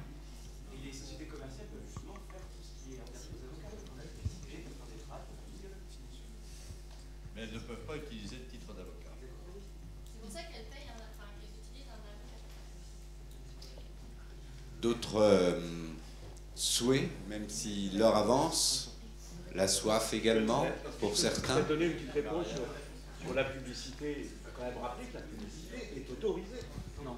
Mais si la publicité est autorisée, la publicité, le démarchage aussi est autorisé. Après, qu'elle soit réglementée, peut-être. Mais la publicité est autorisée. Elle doit respecter quelques principes essentiels très clairs. Elle ne doit pas être laudative, comparative ou, je ne sais plus le troisième terme, mensongère. Oui, mais bien sûr, mais même le support doit obéir au principe de délicatesse, effectivement. Mais pour une raison relativement simple, pourquoi est-ce qu'on interdit, on réglemente plus exactement la publicité? Parce que la publicité est d'abord ruineuse et ne rapporte que très peu de clients. Voilà, c'est plus une protection qu'autre chose. Mais à part ça, la publicité est autorisée. Hein. Je ne comprends pas pourquoi on dit non. C'est le dernier décret. C'est le dernier décret. Et pourtant, il y a, et nous le savons tous, on pouvait le diffuser. Bertrand Perrier en avait fait d'ailleurs un sketch à la revue de Lucia. Nous tombons tous régulièrement sur un certain nombre de vidéos, de films, de clips qui sont mis sur Internet. J'en ai un en tête sur la défense pénale d'urgence qui est absolument extraordinaire, et d'autres choses, etc. Donc ça existe, ça se fait. C'est-à-dire, mais ça se fait pas par la télévision. Ça se fait parce que c'est mis, le cabinet le met sur YouTube ou autre chose, et qu'à partir de quelques mots-clés, on arrive à tomber effectivement sur avocat. Vous tapez avocat, défense pénale d'urgence, vous verrez qu'il y a plein de vidéos. Merci Philippe. Juste deux questions que suscitent les dernières interventions. Alors, je tiens tout de suite à dire à Philippe et Frédéric que je les exclus complètement de mon propos, parce que je trouve qu'au contraire, leur concept de proximité, d'incarnation humaine de l'avocat participe énormément. Moi, c'est un concept novateur. Vous le jugiez alternatif, et objectivement, je ne me serais jamais lancé dans cette aventure, parce que ce n'est pas forcément quelque chose qui me correspondrait, mais non, oui, mais je pense que ça me correspondrait quand même pas. Mais pour autant, je pense que vous participez de l'acte au droit, et que c'est très intéressant. Quand j'entends parler d'algorithmes pour faire des contrats et du conseil, je me retourne la question: à quand est-ce qu'on nous accepterons qu'un juge soit un ordinateur et rende en fonction d'un questionnaire, avec extrêmement précis, parce que l'intelligence artificielle est effectivement très très développée. Quand est-ce que, quand on aura coché la case mère abusive, la circonstance atténuante sortira toute seule? Est-ce qu'on accepterait une société comme ça? Deuxième chose, j'entends certains confrères ou certaines personnes qui envisagent de le devenir ou qui ne le sont pas et qui sont sous les feux de l'actualité juridique ou judiciaire, considérer qu'il faut qu'on adopte l'intégralité des moyens des sociétés commerciales. Mais dans ces cas-là, pourquoi continuer d'être une profession réglementée? Si nous voulons être une vraie profession commerciale, soyons une profession commerciale et ne nous abritons plus derrière la déontologie. Vous disiez, Yves, tout à l'heure, que vous aviez confiance dans les membres du barreau pour que leur conscience soit suffisante pour, quelque part, être leur premier déontologue. Quand vous étiez 5000 au barreau, vous pouviez espérer que sur les 5000, la proportion, en valeur absolue, que le nombre de brebis galeuses soit faible. Quand on sera 100 000, quel sera le nombre de brebis galeuses? Quelle sera la capacité de l'ordre à traiter a priori ou a posteriori ces brebis galeuses? Est-ce que, à vouloir être comme une entreprise commerciale, à vouloir être le Google du droit, ne sommes-nous pas en train de vendre notre âme? Quelqu'un achète l'âme? L'alternative que vous proposez, elle est sensationnelle. Ou bien on est le Google du droit, ou bien on est un avocat solo. Ah non? Entre les deux, il y a des choses. Mais attendez, les choses existent. Elles n'existent pas vraiment. Offrons-nous des libertés. Battons-nous pour avoir des libertés et des modes d'exercice. Après, si vous faites des bêtises, vous serez sanctionné. Et là, quand vous dites, quand on sera 100 000, qu'est-ce que vous ferez des brebis galeuses? Mais le même discours existait quand on est passé de 5 à 10 000. Et puis il existe en 91 quand les conseils juridiques sont entrés dans cette profession. Est-ce que vous avez un taux d'anciens conseils juridiques plus sanctionnés que les avocats? La réponse est non. Et donc par conséquent, arrêtons d'être terrorisés. Si vous avez 100 000 avocats, l'ordre aura les moyens, prendra les moyens, parce qu'il y aura 100 000 cotisants, de faire de la déontologie et de la discipline pour 100 000 avocats. Évidemment, oui. Avons-nous, monsieur le bâtonnier, le sentiment, ceux qui ont un exercice de 10 ans, 15 ans, 20 ans, l'impression que depuis 10 ans, les relations avec les confrères, et notamment sur les questions de déontologie, d'application de la déontologie et de confraternité, se sont durcies? Et ne sommes-nous pas en train, avec cette volonté d'ouvrir tous les limites vers l'entreprise, vers l'esprit d'entreprendre, de perdre la confraternité, parce qu'on sera des entités économiques comme les autres? Eh bien, vous lisez Salle des mots et des pas perdus de Jean-Denis Bredin, et vous vous souvenez, quand il y a 2500 avocats à Paris, les relations déontologiques entre les confrères sont infernales. La question, elle ne tient pas au nombre, elle tient à la qualité des confrères. Il y a des confrères avec lesquels on s'entend bien, puis il y a des confrères avec lesquels on a en effet des soucis.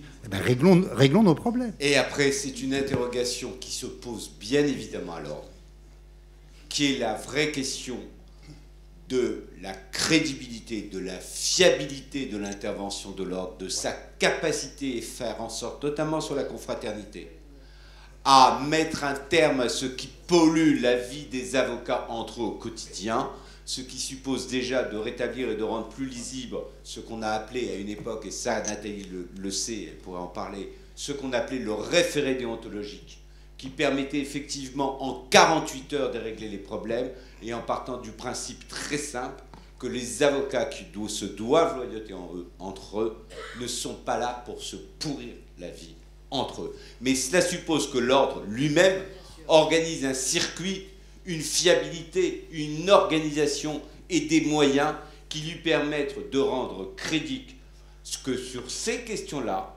il y a une fermeté absolue, et c'est cette fermeté-là et cette capacité d'intervention qui peut à la fois rassurer les confrères et en même temps régler les problèmes et surtout dissuader. Car ce qui aujourd'hui fait que cette déontologie ou ce non-respect se provoque, c'est justement le fait qu'on se dise de toute façon, le temps que ça se règle et où ça se réglera, ce n'est pas la peine. Donc on continue. Et là-dessus, il y a nécessité réellement d'une vraie fermeté. Et là, je peux vous assurer qu'avec Benoît, on est sur ce point extrêmement clair. Mais entre la fermeté qu'on doit avoir sur ces questions-là et en même temps le dynamisme dans la profession, dont savoir-faire peuvent, sans avoir peur effectivement, il y a des marges qui doivent nous permettre, à notre sens, d'avancer, en tout cas de débattre. C'est fait pour cela que nous le faisons aujourd'hui. Paul Albert, tu voulais rajouter quelque chose? Nathalie, non, sur cet aspect. Et maintenant Marianne, alors. Il est l'heure d'aller... Il est l'heure. C'est l'heure de Marianne. Donc... C'est ça, voilà. Dans les programmes pour enfants aussi, on fait comme ça. Donc j'ai pris des notes sur ce qui avait été dit, et merci, c'était très intéressant. Alors, pour ma part, je ne suis pas avocat, ne l'ai jamais été, et j'ai compris qu'il ne fallait pas injurier l'avenir, mais enfin, je pense que je ne le serai jamais. Je ne suis pas juge non plus. En revanche, il y a un personnage dans lequel je me mets bien, c'est client, vous voyez. Et je voudrais non seulement reprendre des propos qui m'ont intéressée, qui se sont parfois contredits, mais je les ai entendus comme client. Et je pense qu'il y a une chose qui est très importante pour, me semble-t-il, pour les avocats et pour les bâtonniers, c'est qu'il faut partir des réalités. Quand j'ai été cliente, ce qu'a fait l'avocat, c'est qu'il m'a fait signer un pacte de quota litis. Je peux vous dire qu'il ne m'a pas du tout laissé le choix. Tac, j'ai reçu par email le pacte de quota litis, et puis j'ai été priée de le signer, de le renvoyer. J'ai dit, je crois que on ne peut pas faire de pacte de quota litis, parce que j'avais fait un peu de droit avant, donc j'ai dit ça, quoi. Alors là, j'ai été priée vite fait de le signer. Je l'ai signé, vous voyez. Donc ça a été bien, parce que lui, ça l'a rendu fortuné. Écoutez, j'en suis très content pour lui. Donc je pense que déjà, il faut prendre comme acquis que ça se fait, et alors si on me le fait à moi, je me dis qu'on le fait à beaucoup d'autres personnes. Vous voyez, je le soupçonne. De la même façon que, ô combien, les algorithmes sont en train de mouliner, de se multiplier, de sortir tous les contrats, etc., etc. Donc je veux bien l'aristocratie de l'avocat qui répond face à sa conscience, le conscience, qui est sa seule... Vous voyez, en tant que client, eh ben, je préférerais une déontologie qui se donne à voir. Vous voyez, c'est pas que je suis méfiante, non. Mais je préférerais que on donne à voir le fait que l'avocat auquel j'ai affaire, il a cette conscience qu'il l'aurait en plus forte dose d'une autre nature dans une grande densité par rapport aux autres, à tous les autres, qui fait qu'il est différent de tous les autres. Il faut m'expliquer en quoi il exprime la dignité, parce que je dis ça, parce que la dignité, c'est ce que disent les profs d'eux-mêmes aussi, vous savez, en mettant des robes, et puis ils disent qu'ils expriment la dignité, pendant que tous les élèves, évidemment, se tordent de rire dans les couloirs. Donc les professeurs aussi disent ça, qu'ils expriment la magistrature, la dignité de l'université d'Alma Mater, etc., parce que généralement, on parle aussi un peu latin quand on veut exprimer la dignité. Quand on est client, et que les personnes se mettent à parler latin, ils se disent qu'effectivement, soit ils sont trompés de siècle, soit que les honoraires vont monter. Ensuite, quand on entend tout ça, donc je vais reprendre ce que j'ai entendu et vous dire comment est-ce qu'un client ordinaire, car quand on est face à la justice, ou quand on est face à un contrat à établir, ou quand on a toujours peur. On a toujours peur. C'est peut-être pas vrai quand vous avez des très très grands clients, et je ne doute pas que vous ayez des très très grands clients, mais vous en avez aussi, j'imagine, des ordinaires. Moi, je suis un client très ordinaire, et quand j'ai affaire au droit, ça peut m'arriver. Eh ben, j'ai très peur. Quand j'ai affaire à la police, quand j'ai affaire à un huissier, quand j'ai affaire à un juge, mais quand même il faut que j'aille signer n'importe quel contrat qui de toute façon est bourré de clauses nulles, de clauses abusives, de clauses scandaleuses, des pactes de cotalitis, mais il y en a plein d'autres. Eh ben, j'ai tellement peur que je me dis qu'il y aurait peut-être quelqu'un qui pourrait m'aider, et que peut-être cette personne, ça pourrait être pas nécessairement un fonctionnaire, car je vous rappelle qu'en France, on aime l'État. Donc, un fonctionnaire qui, lui, est quand même gratuit. Donc, que ça pourrait être éventuellement un avocat. Mais spontanément, on va y avoir tendance à se dire, oui, l'avocat, c'est celui qui va penser à moi, plus qu'un autre. L'expert comptable, j'irai le voir parce que lui, il s'y connaît. Il connaît les chiffres et que moi, j'y connais rien, donc je vais aller voir un expert comptable. L'avocat, je ne vais pas aller le voir spécialement parce qu'il connaît le droit, parce que là, en quelque sorte, alors, il faudrait que, je ne sais pas, vous appreniez plein de droits, et puis là, on va mesurer nos diplômes les uns par rapport aux autres, et là, là, je me sens tout à fait mieux, personnellement. Mais non, c'est pas ça. Il me semble que les personnes, assez naturellement, se tournent vers un avocat et continuent à le faire, mais on ne sait pas de quoi demain est fait.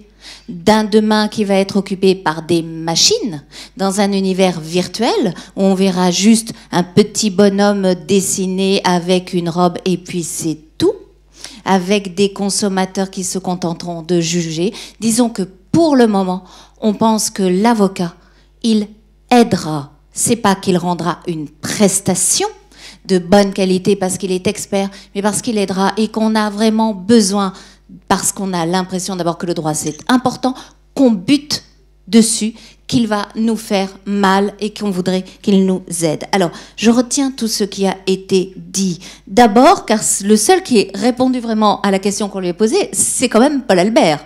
On lui a dit, qu'est-ce qui vous a fait souci? Et lui, il a dit, ah bah j'ai des soucis. Les autres ont dit, aucun souci, la déontologie, super. Donc, lui, il a dit, non, ça me fait quand même un petit peu de soucis. Et il a dit, pourquoi ça me fait souci? Mais c'est parce qu'elle ne nous est plus commune. Elle ne nous est plus commune parce qu'il semblerait qu'il y ait une sorte de noyau dur de la déontologie qui serait le pénal. Et peut-être que le problème, c'est que le pénal n'est plus au cœur du métier d'avocat. Donc si le cœur de la déontologie n'est pas dans le métier qui serait le cœur de la profession tout entière, du coup la déontologie n'est plus au cœur de la profession, ce qui serait un problème. Mais là, le paradoxe, ou peut-être l'avenir, puisque, messieurs les candidats, vous êtes tournés vers l'avenir, c'est que le souci commun, là où on va trouver une communauté, elle est entre l'avocat et le client. Parce que celui qui veut que les choses restent secrètes, c'est vraiment le client qui veut pouvoir tout dire de ses petits problèmes. Mais les petits problèmes, eh ben, pour lui, ils sont grands. Le divorce lambda, pour la personne qui le vit, c'est un drame, c'est sa grande affaire. S'il y avait un seul article de prof de droit à lire, ça serait De minimis de Carbonnier qui dit « il n'y a pas de petit droit ». Parce que pour la personne qui le vit, c'est du grand droit. Son problème avec son voisin, son problème avec son conjoint, son problème avec son enfant, mais c'est du grand droit. Et là, il faut bien qu'il y ait quelqu'un qui y accorde de l'importance. Et c'est pas un ordinateur qui va y accorder de l'importance. C'est une personne humaine qui va en avoir souci. Et les experts comptables, je n'ai strictement rien contre les experts comptables, ils sont compétents techniquement, mais le métier d'avocat, c'est pas forcément ça, c'est avoir souci. Donc, mon premier point, ça serait de dire que, effectivement, il y a un souci d'une sorte de pulvérisation qu'a très bien exprimé Paul Albert de cette profession, qui tout à coup n'aurait plus une déontologie commune, mais il y a quelqu'un qui va faire cause commune avec les avocats. Ce sont les clients, parce que les clients, ils ont besoin d'être aidés, et le souci de la personne, c'est vraiment l'avocat qui doit l'avoir. Donc les règles ne sont pas simplement internes, comme vous l'avez bien dit en négatif. Ce n'est pas fait que pour les avocats qui restent entre eux, c'est vraiment fait pour l'extérieur. Donc je passe à mon deuxième point. Le deuxième point, c'est que faut partir absolument du client parce que vous êtes fait pour les autres. C'est peut-être pas une bonne nouvelle, c'est comme les profs qui sont faits pour les étudiants, ce qui est une très mauvaise nouvelle pour les profs. Mais les avocats, c'est pareil, ils sont quand même faits pour les autres. Et là, c'est vrai que nous avons un peu le syndrome du Titanic, puisque nous avons sans doute, peut-être, vous les avez un peu dénoncés, des avocats qui, étant encore dans le voyage de la première classe, dansent encore sur le pont.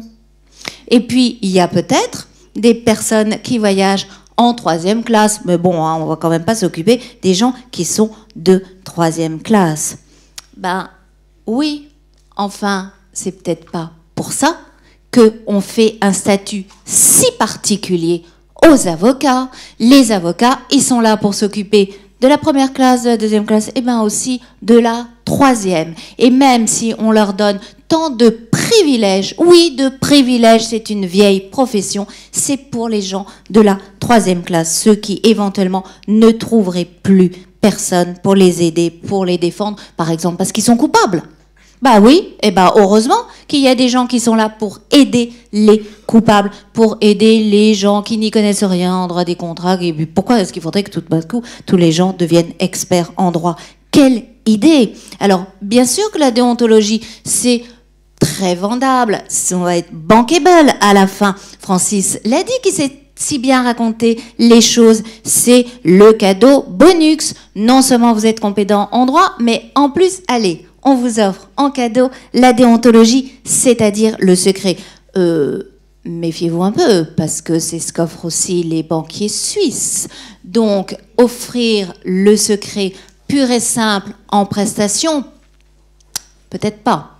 Peut-être pas, parce que la déontologie, c'est beaucoup plus que le secret professionnel. C'est quand même bien autre chose. Je pense que éventuellement, c'est quand même ce souci d'autrui, mais un souci avéré. Le mot a été prononcé avec grande pertinence. C'est la crédibilité. Parce que moi, je n'ai pas confiance, a priori, dans les avocats. Mais pourquoi?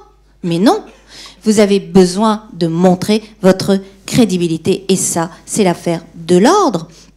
Et s'il doit y avoir un serment, ça a été dit, vous avez dit une vacherie sur les magistrats, vous avez dit, quelqu'un l'a dit, peut-être c'était Paul Albert, je ne me souviens pas, a dit, sans doute, je ne sais plus, a dit, ce serment qui a été prêté devant des juges, c'est vrai ? Pourquoi est-ce qu'il faudrait prêter et faire un serment devant les juges ? Ce n'est pas devant les juges que vous devez répondre, c'est devant le peuple, c'est devant le peuple que vous devez aider. Moi, je me plairais que, en tant que peuple, hein, bon, peut-être que si j'étais juge, je dirais autre chose, mais en tant que peuple, ben, j'aimerais bien, moi, que les avocats prêtent serment devant le peuple et non pas devant le juge. Et puis alors, devant leur conscience, hein, non, ça, j'en ai pas besoin. Bon, si vous voulez, parler à votre confiance, engager un Jiminy Cricket, mais vous pouvez vous la garder, parce que je préfère que, comme l'a dit très bien un élève avocat, effectivement, pour moi, la déontologie, c'est le squelette. Mais je veux un squelette qui se donne à voir avec de la transparence. Et c'est vrai qu'un ordre qui est mystérieux, un ordre qui ne voyage qu'en première, un ordre qui est feutré, non, ça, en tant que client, je n'en veux pas, parce qu'un ordre qui se contente de dire les mêmes formules depuis tant d'années, ce n'est pas suffisant pour moi. Et j'ai besoin qu'il s'occupe des passagers de 3e classe. Et c'est pour ça que... c'est vrai, vous plaisez à tout le monde. Ça c'est vrai. Bon, d'abord, vous êtes jeune, vous êtes smart, vous avez l'esprit d'initiative, parce que ici, on ne loue pas l'entreprise, on loue l'esprit d'entreprise. Et l'esprit d'entreprise, c'est vraiment d'entreprendre. Alors qu'on est jeune et qu'on n'a pas tellement d'argent, on entreprend quand même. Mais comme vous l'avez dit, et comme vous êtes modeste, vous ne l'avez pas beaucoup dit, mais vous avez avant tout entrepris en faveur des gens qui sinon n'iraient pas avoir d'avocat, qui sinon n'iraient pas utiliser du droit. Donc vraiment, vous n'avez pas prononcé le mot service public, parce que peut-être vous aimez pas l'État, les énarques et le Conseil d'État. Mais bon, moi j'aime bien, donc je me disais, ah ben vraiment, ce sont des agents du service public de la justice. Mais bon, ils s'en rendent pas compte, on va le leur cacher. Mais vraiment, c'est du service public. Donc vraiment, oui, qu'on ait des choses de ce type, c'est vraiment très bien. Mais cette conscience, cette dignité, cette indépendance, cette probité, cette humanité, il y a quand même un problème. C'est que, à première vue, c'est pas spontané. C'est pas spontané. C'est pour ça que quand on est un tiers, on se dit, ben, pourquoi est-ce qu'il l'aurait ?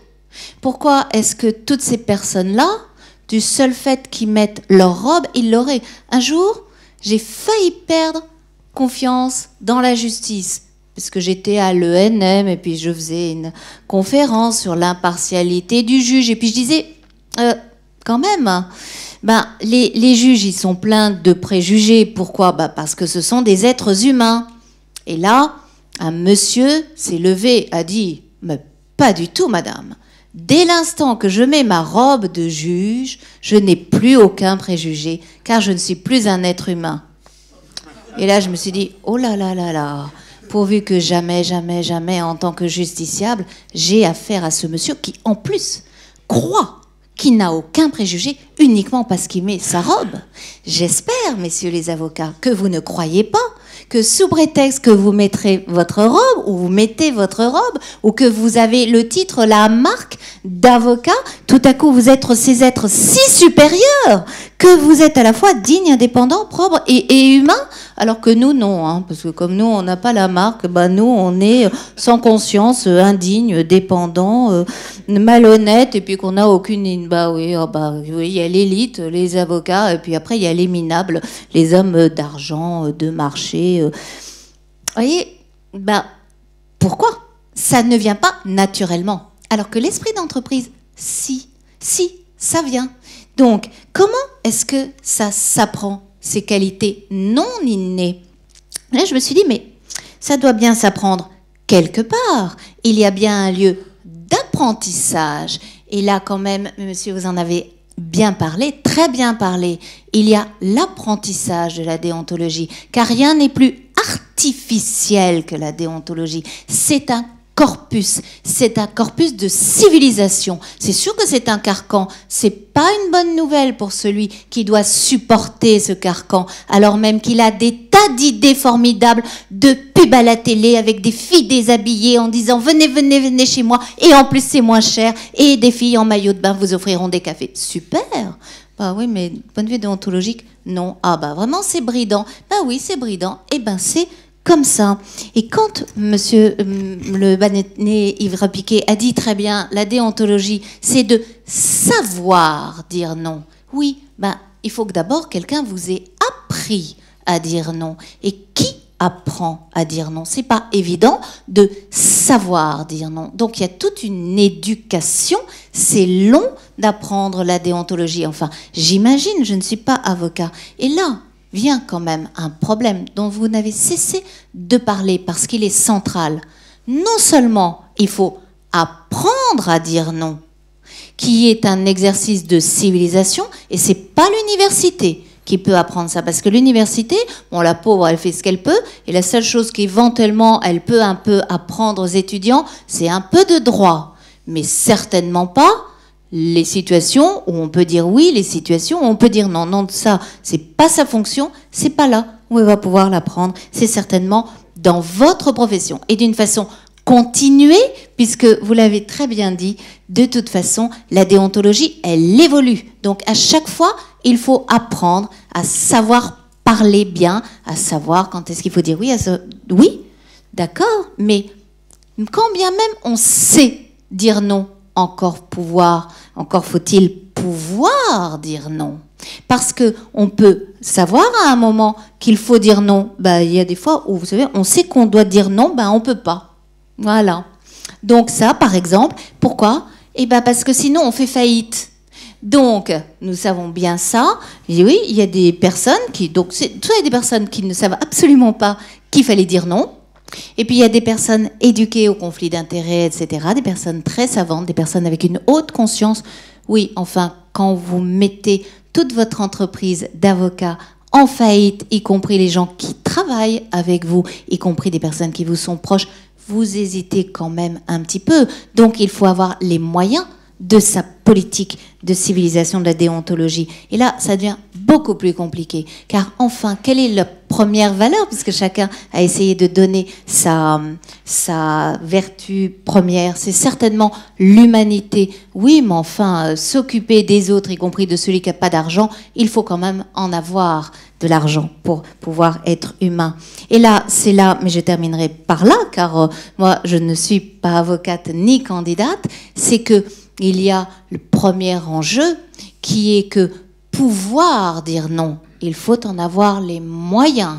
Et en avoir les moyens, ça n'a rien d'évident. C'est là où c'est toute la relation entre la structure et le comportement. Car la déontologie, c'est avant tout du comportement, mais il faut être dans une structure économique et financière suffisamment stable, pérenne, prévisible et solide.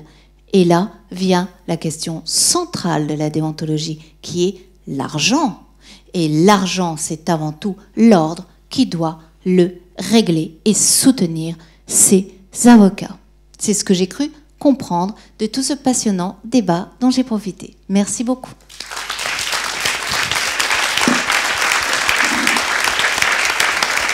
Merci, merci Marianne, merci à vous tous.